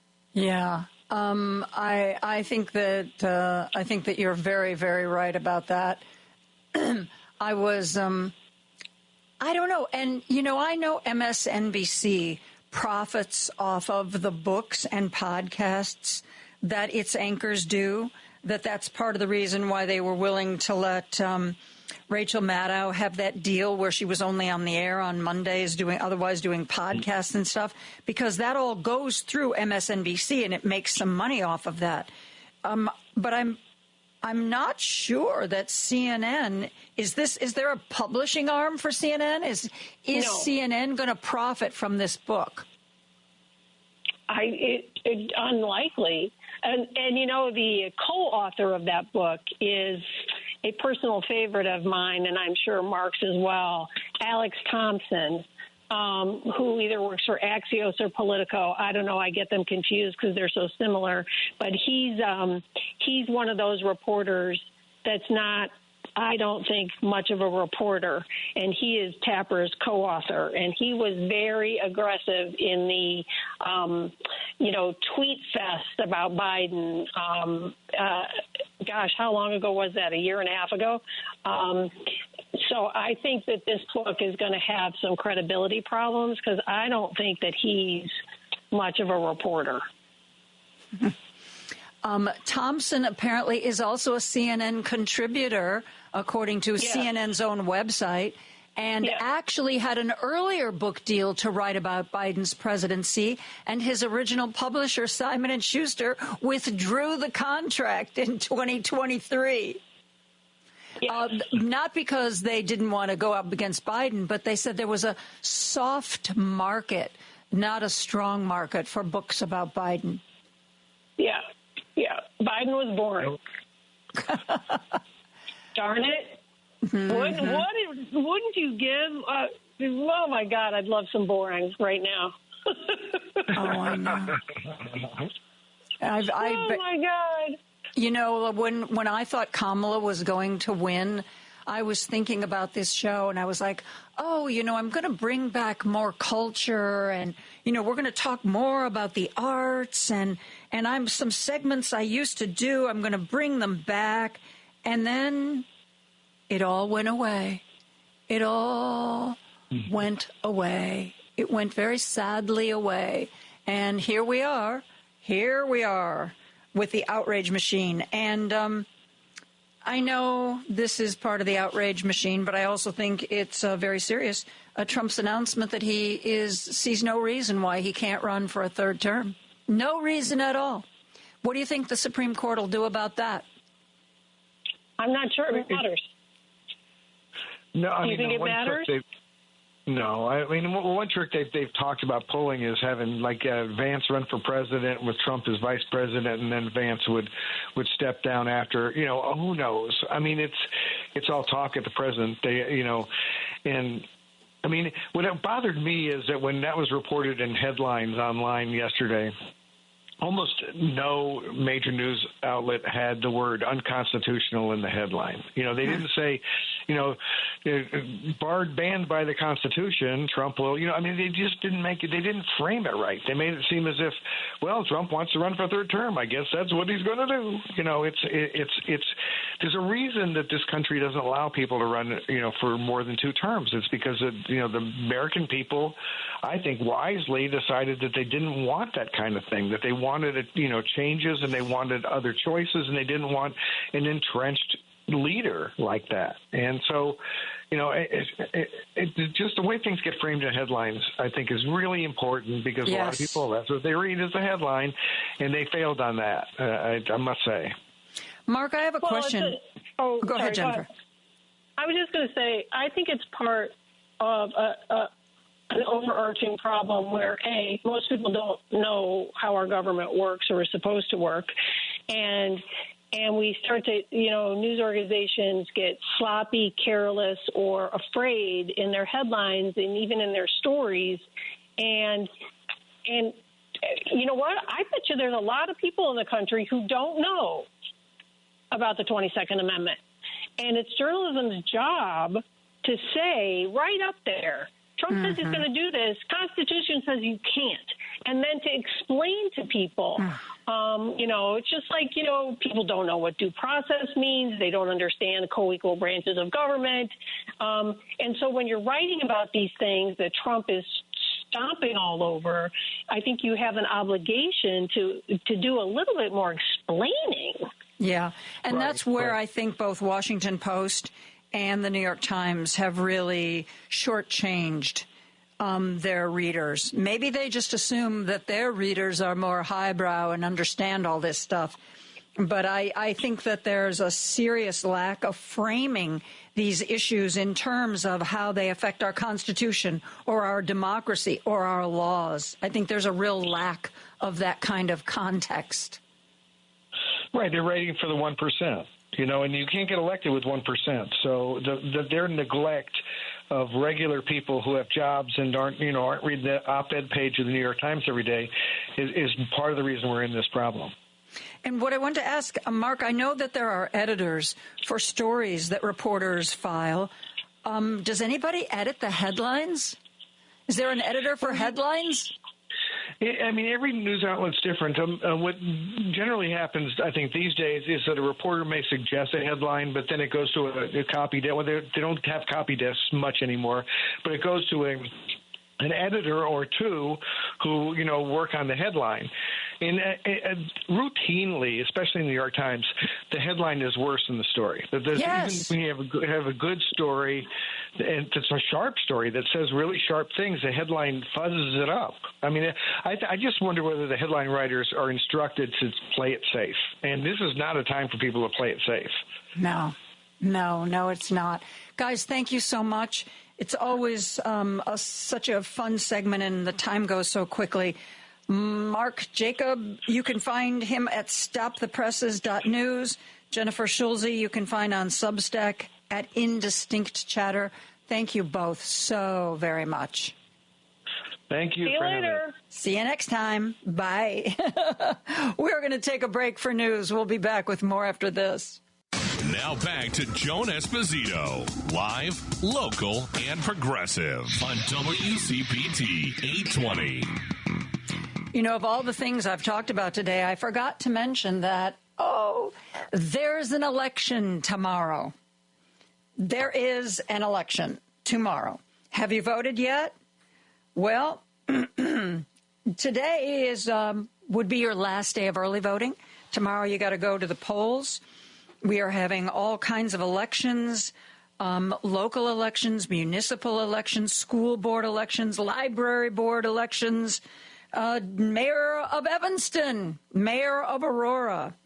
And there are also elections in Wisconsin where they are going to be deciding a Supreme Court seat.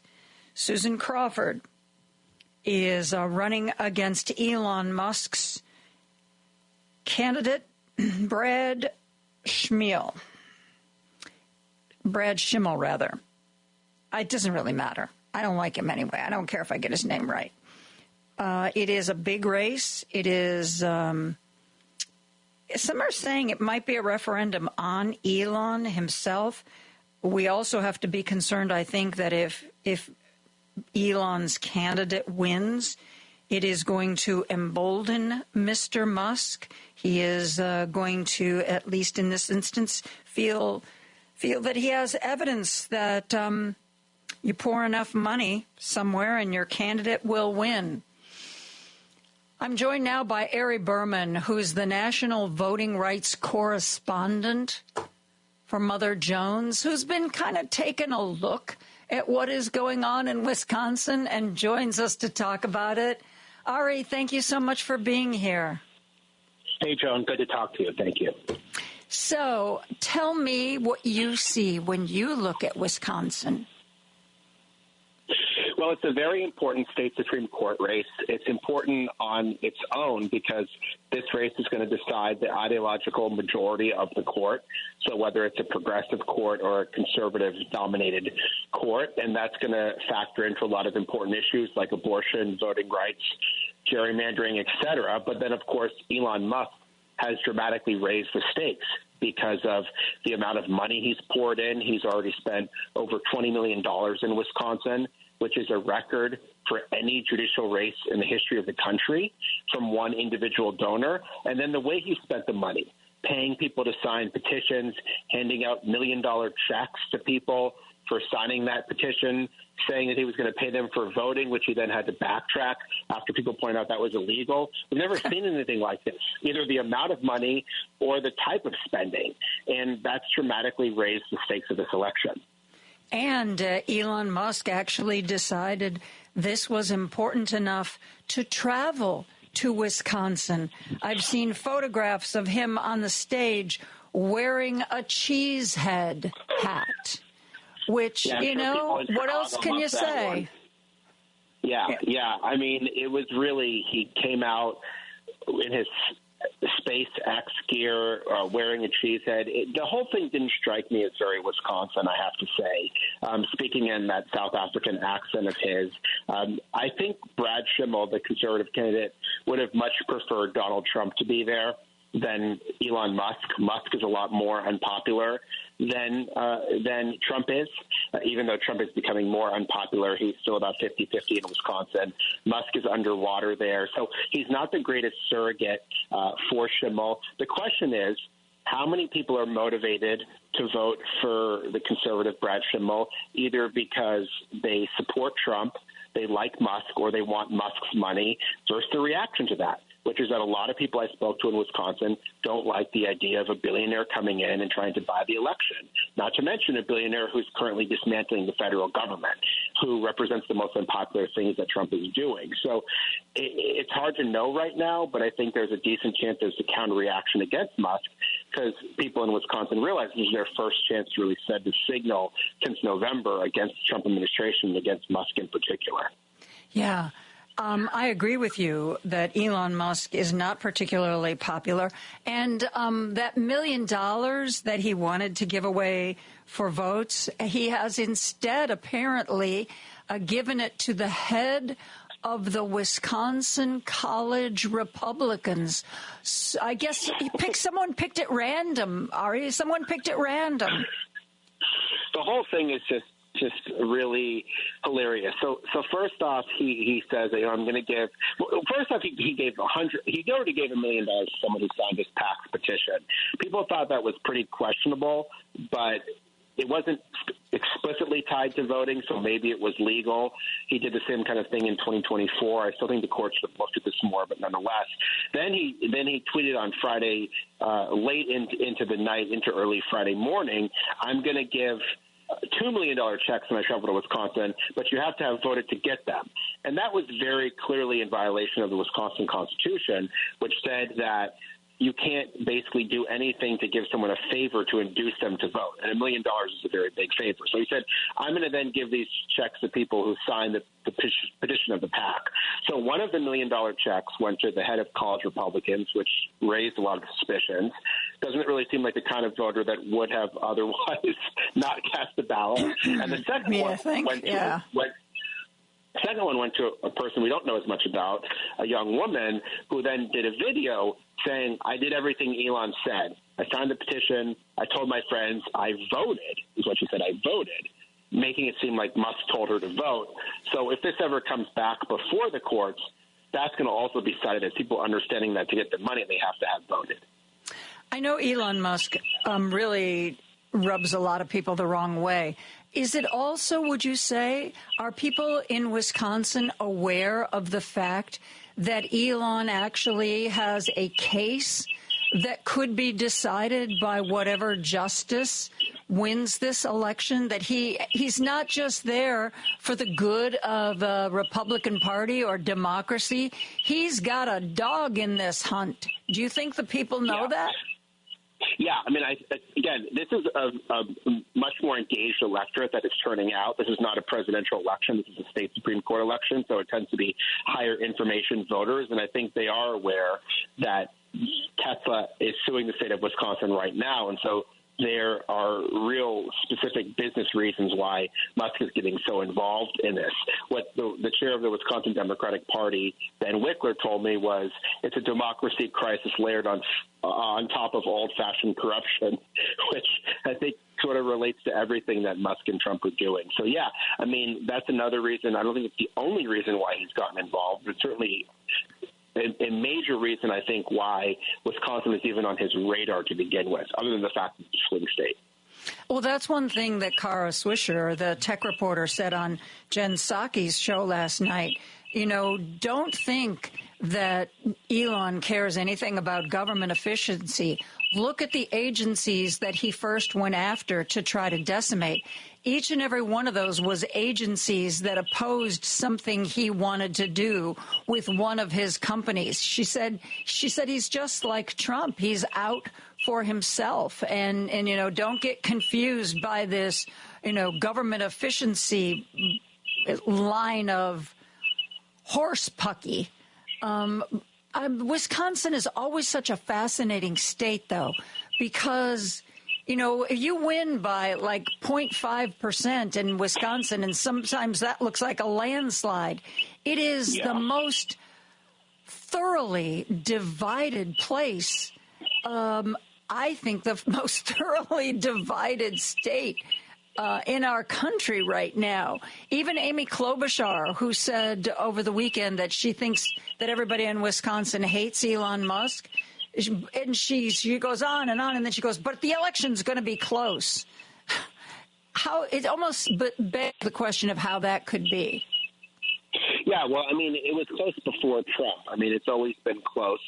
There are, you know, cities and there's small pockets scattered around the state where there's more progressive towns, college campuses, things like that.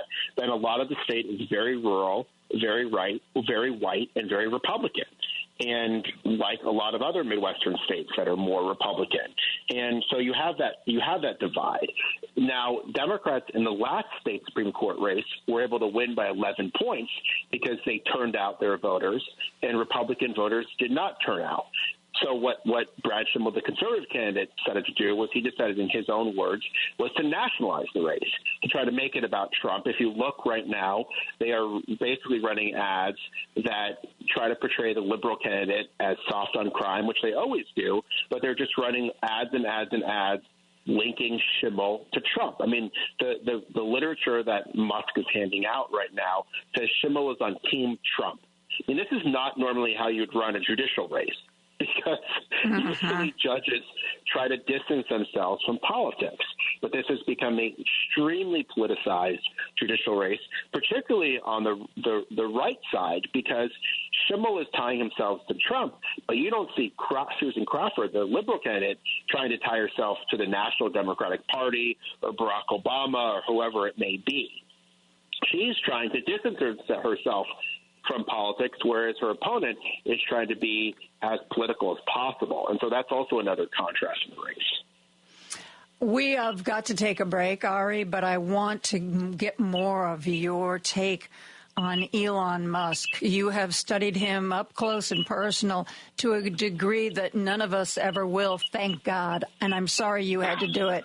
Ari Berman is the national voting rights correspondent for Mother Jones. We're going to take a break and be back with more after this.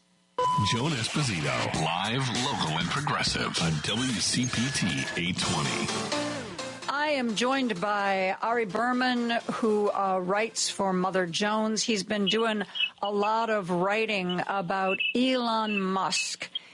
You have studied Elon Musk to a degree that none of the rest of us have. Tell me what you think about this guy. What makes him tick? Well, I can't speak to his motivations for everything. I've mostly studied him recently in the context of this Wisconsin race, and I think what he's really concerned about is his own power and authority. And I don't think it's just about his business interest. There's another issue that's really big for him, which is gerrymandering. Right now, the U.S. House map in Wisconsin has a 6-2 Republican advantage, meaning they have about 2 more seats than you'd otherwise expect in a 50-50 state. If there remains a progressive majority on the Wisconsin Supreme Court, they could theoretically strike down those maps if a new challenge is brought to them, and that could give Democrats a chance to pick up 1 or 2 more seats. Musk believes that this could flip the House. I'm not sure that it would, but he believes this. And he thinks that if Dems take back the House, they're going to investigate him, try to shut down DOJ, and they're also going to look into the $38 billion in government contracts that he's received.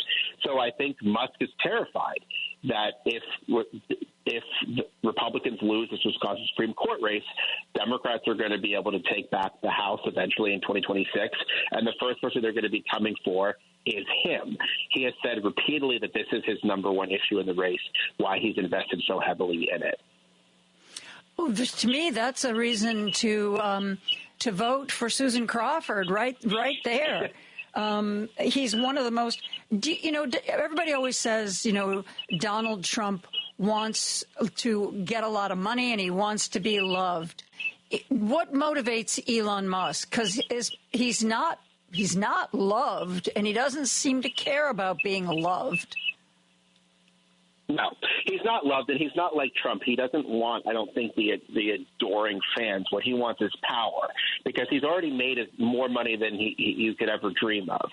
But that clearly isn't enough for him. And so I think what he's realized is he can buy Washington, and he has bought Washington, but the states are still an impediment to him, because states can block things that he does or Trump does.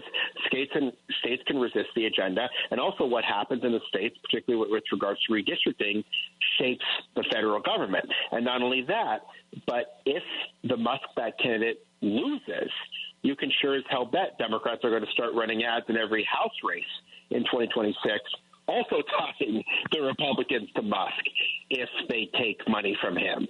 Because, as I said, Musk is a lot more unpopular than Trump. Trump might be popular in some areas. Musk is less popular. And so Democrats feel like they can run an anti-Musk message pretty much anywhere in the country. And if it succeeds in Washington, that's going to be a playbook that they use in future elections as well. Wow. You've watched elections. I've watched elections. Sometimes, sadly, I believe elections truly can be bought, particularly when somebody invests in attack ads that start running so late in the game that the other candidate can't counter them, and they end up dragging somebody down. In this race, though, it would seem that Elon Musk's own obvious motivations for doing this and his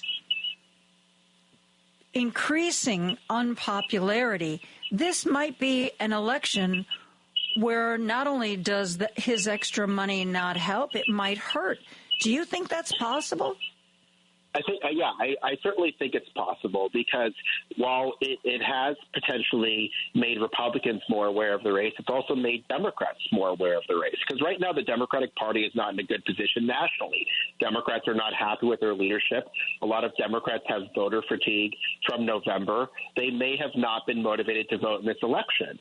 But Musk comes in, and suddenly their eyes and ears perk up, and they said, we're not going to let Musk by this race. So it's possible that the money that he's raised has drawn attention to the conservative candidate in a way that helps him, but it's also possible that it's had a counter reaction in terms of giving Democrats something to fight against, giving them something to fight for at a time when they were really missing that from their leaders in Washington.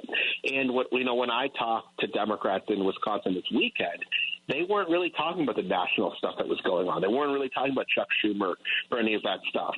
They were talking about, if we defeat Elon Musk in Wisconsin, we'll send a message to the entire country that he can be defeated.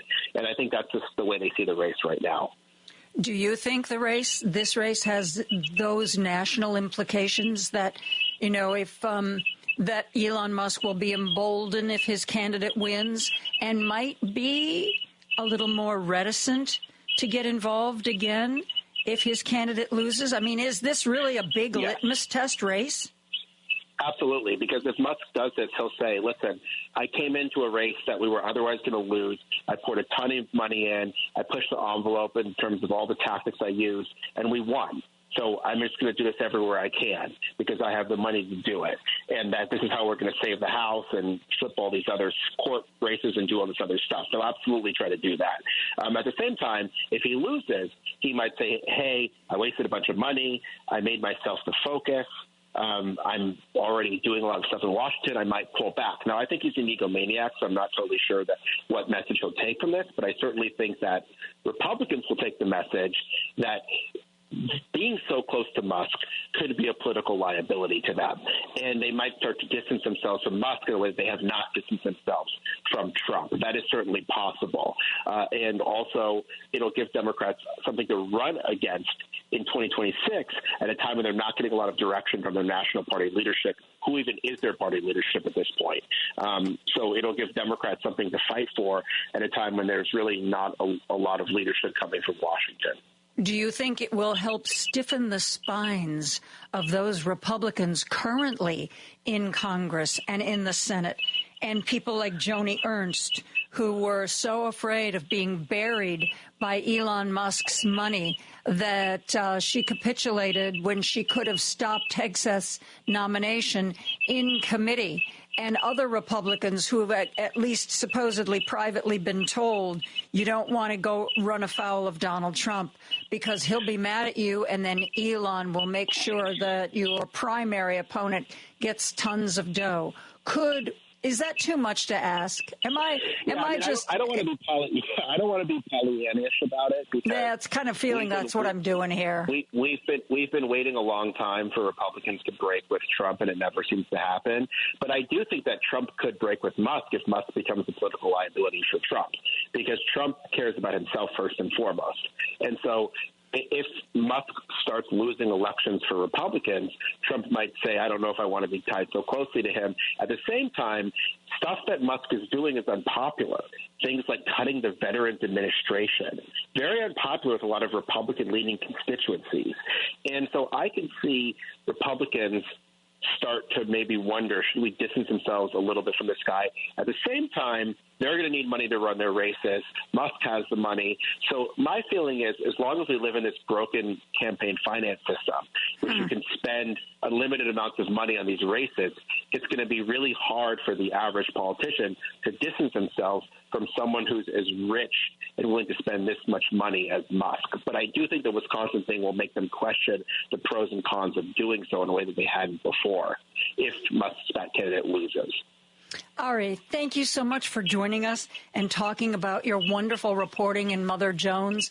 Ari Berman, National Voting Rights Correspondent for Mother Jones, and somebody who's been keeping a really sharp eye on what's going on in Wisconsin.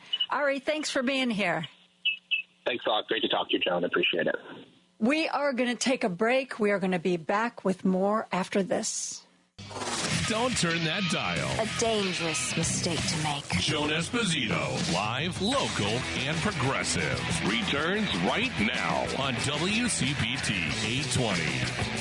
I'm very happy to welcome back Bobby Kogan, Senior Director of Federal Budget Policy at the Center for American Progress Action Fund, and the only person who can make budgeting discussions fascinating. Thanks for being back again, Bobby. Joan, thank you so much for having me back. It is always a pleasure to come on your show. I hear that tax cuts for the rich are coming our way. Is this just a rumor, or is this true? Well, Republicans were trying with all their might. Obviously, they have to find the votes. But, so next week, or actually maybe this week, they are going to be doing the first step of their tax cut and Medicaid cut and food assistance cut bill. Tax cuts to the rich. How rich? Well, folks in the top 0.1% would get, on average, a $278,000 cut, right? That's people making above $5 million a year. And then meanwhile, 14 million, Americans would see their taxes go up instead, right? So that's what they're trying to do, and at the same time, partially pay for it by taking away over 10 million people's Medicaid and cutting food assistance by over 20%. So this seems like a bad idea to me. Now, I'm in that 5 million. Radio pays really well, Bobby. So I pull down 5-10 million a year. But for other people, this sounds like a really horrific deal. How are Republicans selling this? Yeah, horrific deal is right. This would be, the single biggest transfer of wealth from poor working-class Americans to rich Americans in a single bill in U.S. history. Republicans are spinning it by saying this is actually really a tax cut for the middle class. And they are saying we are only cutting waste, fraud, and abuse from programs. But that is just not borne out in the data, right? Like, in reality, there's pennies. There's more than pennies for some, especially if you're upper middle class. But in reality, this is a tax cut that gives far, far, far more to the extremely rich than to anyone else. And then they're pairing it with cuts that people rely on, right? So if you take someone who's poor working class, they might give you $100, $200, maybe $300, and then they might take away your Medicaid, and they might really pare back your food assistance, and then people are way worse off. Okay, here's what doesn't compute. Not looking at the small picture, but the big picture. It's been readily apparent and widely reported that Medicaid cuts could mean that a lot of rural hospitals will simply go out of business. Rural hospitals particularly rely on Medicaid. Rural areas tend to be where Trump voters are. So it would seem to me that they're kind of shooting their own voters in the foot. Also, how are they supposed to react when the nursing home calls and says, oh, by the way, grandma's no longer getting those Medicaid payments from the federal government, so you want to keep her in this nursing home, your bill is now going to go up by X $1,000s a month. These seem like things that will, in the long term, bite these people in the rear end. Yes? No? Definitely yes. And you've seen Republicans be split on how they want to react to it. Some are totally in favor of the policy nonetheless and have opted to simply lying about it. You saw a lot of House Republicans when the House did its version of this is a long step process. And so the House already voted on its kind of first step of this a couple of weeks ago. And many of its members simply said, nuh-uh, no, we didn't. No, we're not. Everyone, we're not cutting Medicaid. We're just cutting the thing that has Medicaid, and maybe that'll be Medicaid. Maybe that won't be Medicaid. So that's how some people are responding. Other Republicans are throwing up warning signs. They say, I'm really worried. You even saw Tommy Tuberville, right, say a lot of my constituents are on Medicaid, and then he pivoted and he said, I want to do work requirements, which is code for making it really, really hard for people to get their Medicaid. But he even, there was some recognition of that. And other folks are just pretending that it's all waste, all fraud, all abuse, as an excuse to kind of do what they want to do. But to your point, there would be real harm to the areas that are served by Medicaid, and be real harm to the people who rely on Medicaid. Does Tommy Tuberville understand that he would be asking grandma to be wheeled out of the nursing home, and maybe she could be a greeter at Walmart? We'll just roll her chair up and have her greet people as they come in. Because that's what drives me crazy, this work requirement. Little kids get Medicaid. People who have severe disabilities get Medicaid. People in nursing homes get Medicaid. Rural hospitals get Medicaid. Saying there needs to be a work requirement is one of those Republican talking points that sounds good if you don't really dig into it. But if you dig into it, you're like, are you kidding me? How are these people going to work? Yeah, absolutely. And the smartest version of the Republican work requirements try to make some accounting for that. But even the ones that do all of that end up being disasters. We've seen some states that have tried to implement work requirements where almost no one is able to sign up. Even if you fit all the right boxes, Republicans have ironically instituted so much red tape that it keeps on everyone who even is supposed to qualify under their version from getting it. So all it really does is just make it hard for people to get the benefits that they're actually legally entitled to. Bobby Kogan and I are going to take a break. He's the senior director of the federal budget policy area at the Center for American Progress. We'll be right back after this. Joan Esposito, live, local, and progressive on WCPT 820. I'm joined by Bobby Kogan, Senior Director of Federal Budget Policy at the Center for American Progress. We've been talking about the big tax cuts that Republicans are trying to push through and how they plan to pay for those tax cuts by cutting the stuff that lower and middle income people rely on. And yet they're trying to convince people, Bobby, that these tax cuts come with no price. I don't know. I know that we have a lot of low information voters, but that seems like not just a question of relying on someone not really looking into it. It's relying on people being gullible in a way that I'm not sure even low information voters are. What do you think? Yes, it's funny. It's funny you mentioned this. So that is exactly what they're trying to do. In the past, Republicans have taken the approach of pretending that all their stuff pays for itself. And this time around, they're not even doing that. They're just saying our stuff should be thought of as free. The Trump tax cuts would cost $4 trillion over the decade to extend, right? So $4 trillion bill. And they are right now fighting to try to allow them in the Senate rules to make it so that $4 trillion appears free. Now, how do they do that? Why would they do that? Their argument is because we've already been issuing $400 billion of debt every year, right? 4 trillion, about 400 every year. Because we've already been issuing $400 billion of debt every year, it should be free to keep that going. If that sounds dumb to you, it's because it is dumb. But that's their argument. That's how they think you ought to think about this, right? When you're, similarly when you're planning out your monthly budget, I don't really like to use a household budget analogy, but I'll do it anyway. You're planning out your monthly budget. You've budgeted for your rent, and then you say, okay, well, I'm making a new budget this year. I should consider my rent payments free because I've already been paying them. That's their argument. And so, therefore, they want it to appear free. Would that it were so. Some of the people who call into my show, their stories, Bobby, are heartbreaking. People whose only income in retirement is what they get from Social Security. And the pay increases that they're seeing in those checks don't equal what they're seeing in rent increases. It is just so heartbreaking.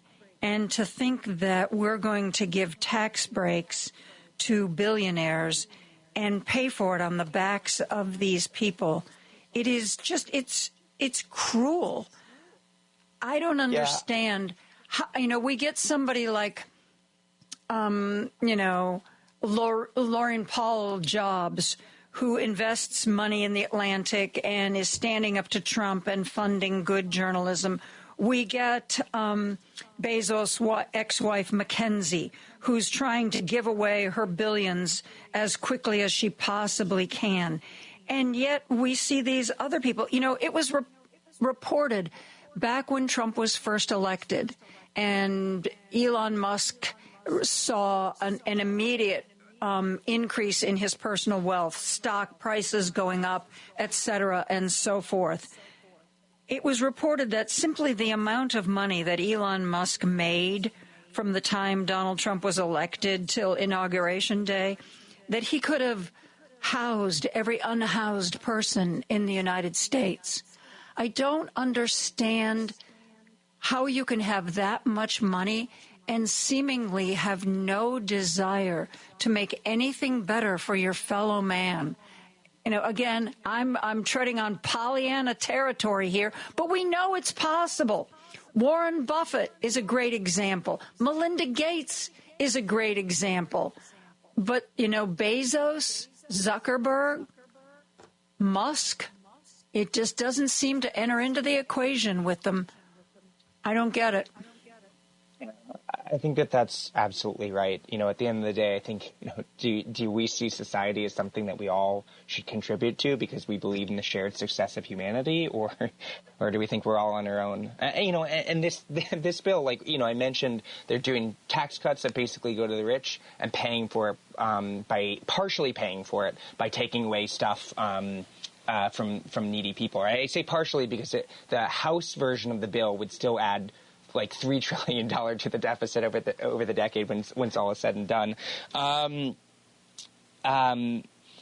You know, that's when you take those as a team, it makes the bottom 40% of Americans worse off. It basically does nothing for middle Americans, and then it really, really, really enriches the richest Americans. And when I say it does nothing for middle Americans, this is before we take into account the kind of longer-term effects on the economy. The Congressional Budget Office is kind of Congress's neutral arbiter of budget and economic analysis. They exist to help Congress understand what it's doing.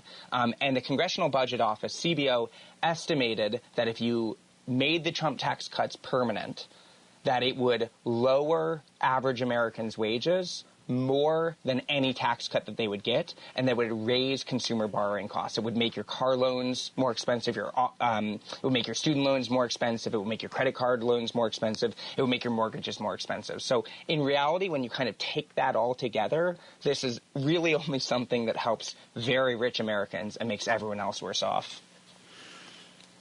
And we have a president who, just in case, you know, your car loan is more expensive, you should also know, if you're planning, that your car is most likely going to be more expensive as well. And we have a president who will say publicly that he doesn't care. He doesn't care. Cover of the Wall Street Journal. He doesn't. The president says he doesn't care if car prices go up. Why do they keep voting for this guy? I don't understand it. You know, he didn't do us any good. Like Stephen Colbert, I think, hit the nail on the head when Donald Trump was reelected. He said people are going to have to remember how much they didn't like him last time because they seem to have forgotten. Yeah. Oh, man, my goodness. Yeah, I mean, you're right. So on top of all this stuff he's doing, directly, as you say, his policies that he is proposing, his other policies he's proposing, would raise consumer costs, right? It depends on, he's now floated 17,000 different iterations of what he's trying to do, but somewhere from hundreds to many thousands of dollars more, you know, maybe $4,500 more expensive for the average family, or for the average household per year, just to make it so that then we're getting tougher, maybe worse consumer goods. So it is, you put it all together and you see these changes that make a lot of people worse off and really are only helping the rich, and also harm the U.S. economy at the same time and harm U.S. businesses. And at the same time also weaken all of our alliances, right? Just today it was announced that China, Japan, and South Korea were going to team up to respond to the U.S. I'm not a historian, but I know enough to know that if you can get China, Japan, and South Korea to agree to anything diplomatically, there's something major they're responding to. And it turns out that major thing is, you know, the colossal disaster that's the Trump foreign policy. And I this morning saw, I believe it's an official from the United Kingdom in India getting ready to negotiate some sort of alliance with India. Maybe, Bobby, though. Well, no, we can't make an alliance with Iran because they tried to assassinate him. Who can we make an alliance with? Saudi Arabia, they seem to be willing to spend tons of dough on the Trump family. Maybe Saudi Arabia, even Putin. There was these reports that Donald Trump is getting mad at Putin because Putin won't meet him halfway on this whole Ukraine thing that he promised he would end. So who do we have left? Canada hates us. Mexico hates us. We really are isolated now, it seems. Yeah, I mean, it's doing lasting damage to the United States. I think it's, you see that with our direct trade stuff, and you also see it with our illegal stopping of USAID funds, right? Stuff that we, for a tiny, tiny, tiny fraction of our budget, we do great work saving tens of thousands and in many cases millions of lives every single year. It is both an incredible humanitarian effort and it gives so much goodwill that it helps us do things that we want to do. Other countries are more willing to go along with what we want to do because they're so grateful for how much we help them. In the same way that if you are really good to your neighbor will probably be really good to you as well. And we're destroying all of that. And all in pursuit of what, right? Not that it would be justifiable, but if it were in pursuit of much, much, much better American policies, you could try to weigh the cost-benefit analysis. But we're getting all these negative things at the same time that we're pushing for tax cuts that are only helping the richest Americans and in fact, giant cuts to things that Americans rely on, right? Like, if we were to sum this all in one thing, this is a bill that would help the rich while taking away health care from millions of Americans and cutting people's food nutrition benefits, taking away people's food, cutting people's nutrition benefits by about 25%, right? It is making hungry people hungrier, and it is taking health care away from Americans, all in pursuit of giving giant tax cuts to the rich. Truly immoral, heinous stuff. And Republicans might even have the votes to do it, which is kind of the craziest part. Yeah, really.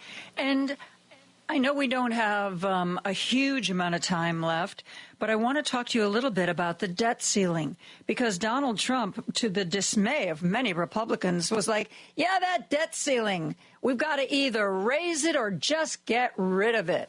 And I think a number of Republicans clutched their hearts and fell to the ground when Donald Trump said those things. So what's going to be happening there? Yeah, it's funny. So some Republicans want to raise the debt ceiling in this same tax cut bill. So they're doing this bill known as the process they're doing is called budget reconciliation.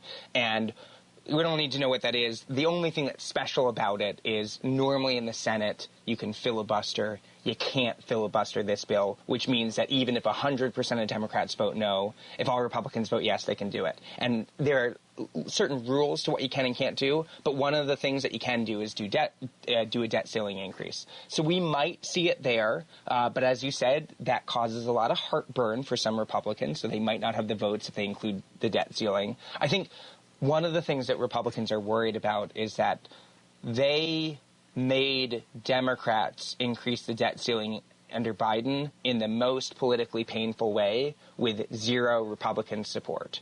And then the next time it was coming up, when they had control, they extorted it's not just Democrats, they extorted the country. They said, we will force a default unless you give us a lot of our policies. And that was only 2 years ago. It's fresh in a lot of Democrats' minds. And so I think Republicans are worried about what would happen if they can't find the votes for themselves. What comes out of that? I am pushing the people I talk to say, just suspend the thing for forever, defuse this nuclear bomb.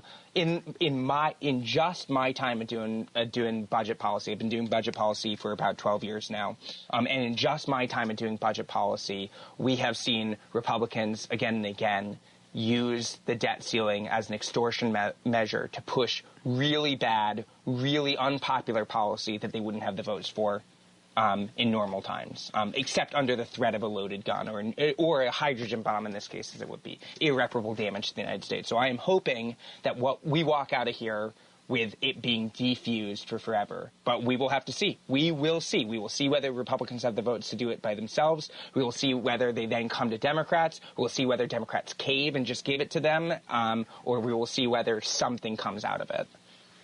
Yes.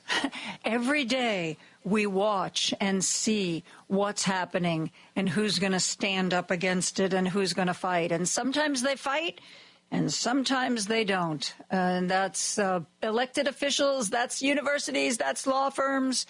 It is, we are in a real sort of time where our mettle is tested. And Bobby, thank you so much. You always make this stuff so understandable, and I really appreciate that. Joan, it is my pleasure, always. Thank you so much for having me on. Always. I'm thinking, it's going to be a monthly segment, budgets and the economy, the debt ceiling with Bobby Kogan. Maybe we can come up with some music. I'll work on that, Bobby. I'll work on that. But thank you. That's great. Thank you again. That is going to do it for me today. Driving it home with Patty Vasquez is up next. She's got a co-host today, Dwayne Kennedy, one of our favorite people to hear on the radio. And let's see, tomorrow, what's Richard got tomorrow? He's going to be talking to the executive director of Fair Share America, Kristen Crowell, is going to be talking with Richard tomorrow. Oh, and I got to remind you, tomorrow I'm doing my monthly segment with David Hochberg. If you have a question for him, you can text it in to me. Probably should wait till tomorrow to text it, because if you text it tonight, it might get lost in the shuffle. But I will be spending an hour with David Hochberg, and we will be taking your calls and answering your questions. What a world, huh? Well, we got through Monday. Whoop. Just a few more to go. Pace yourself, kids. Pace yourself. I will see you tomorrow at 2 o'clock. Have a great evening. Good night.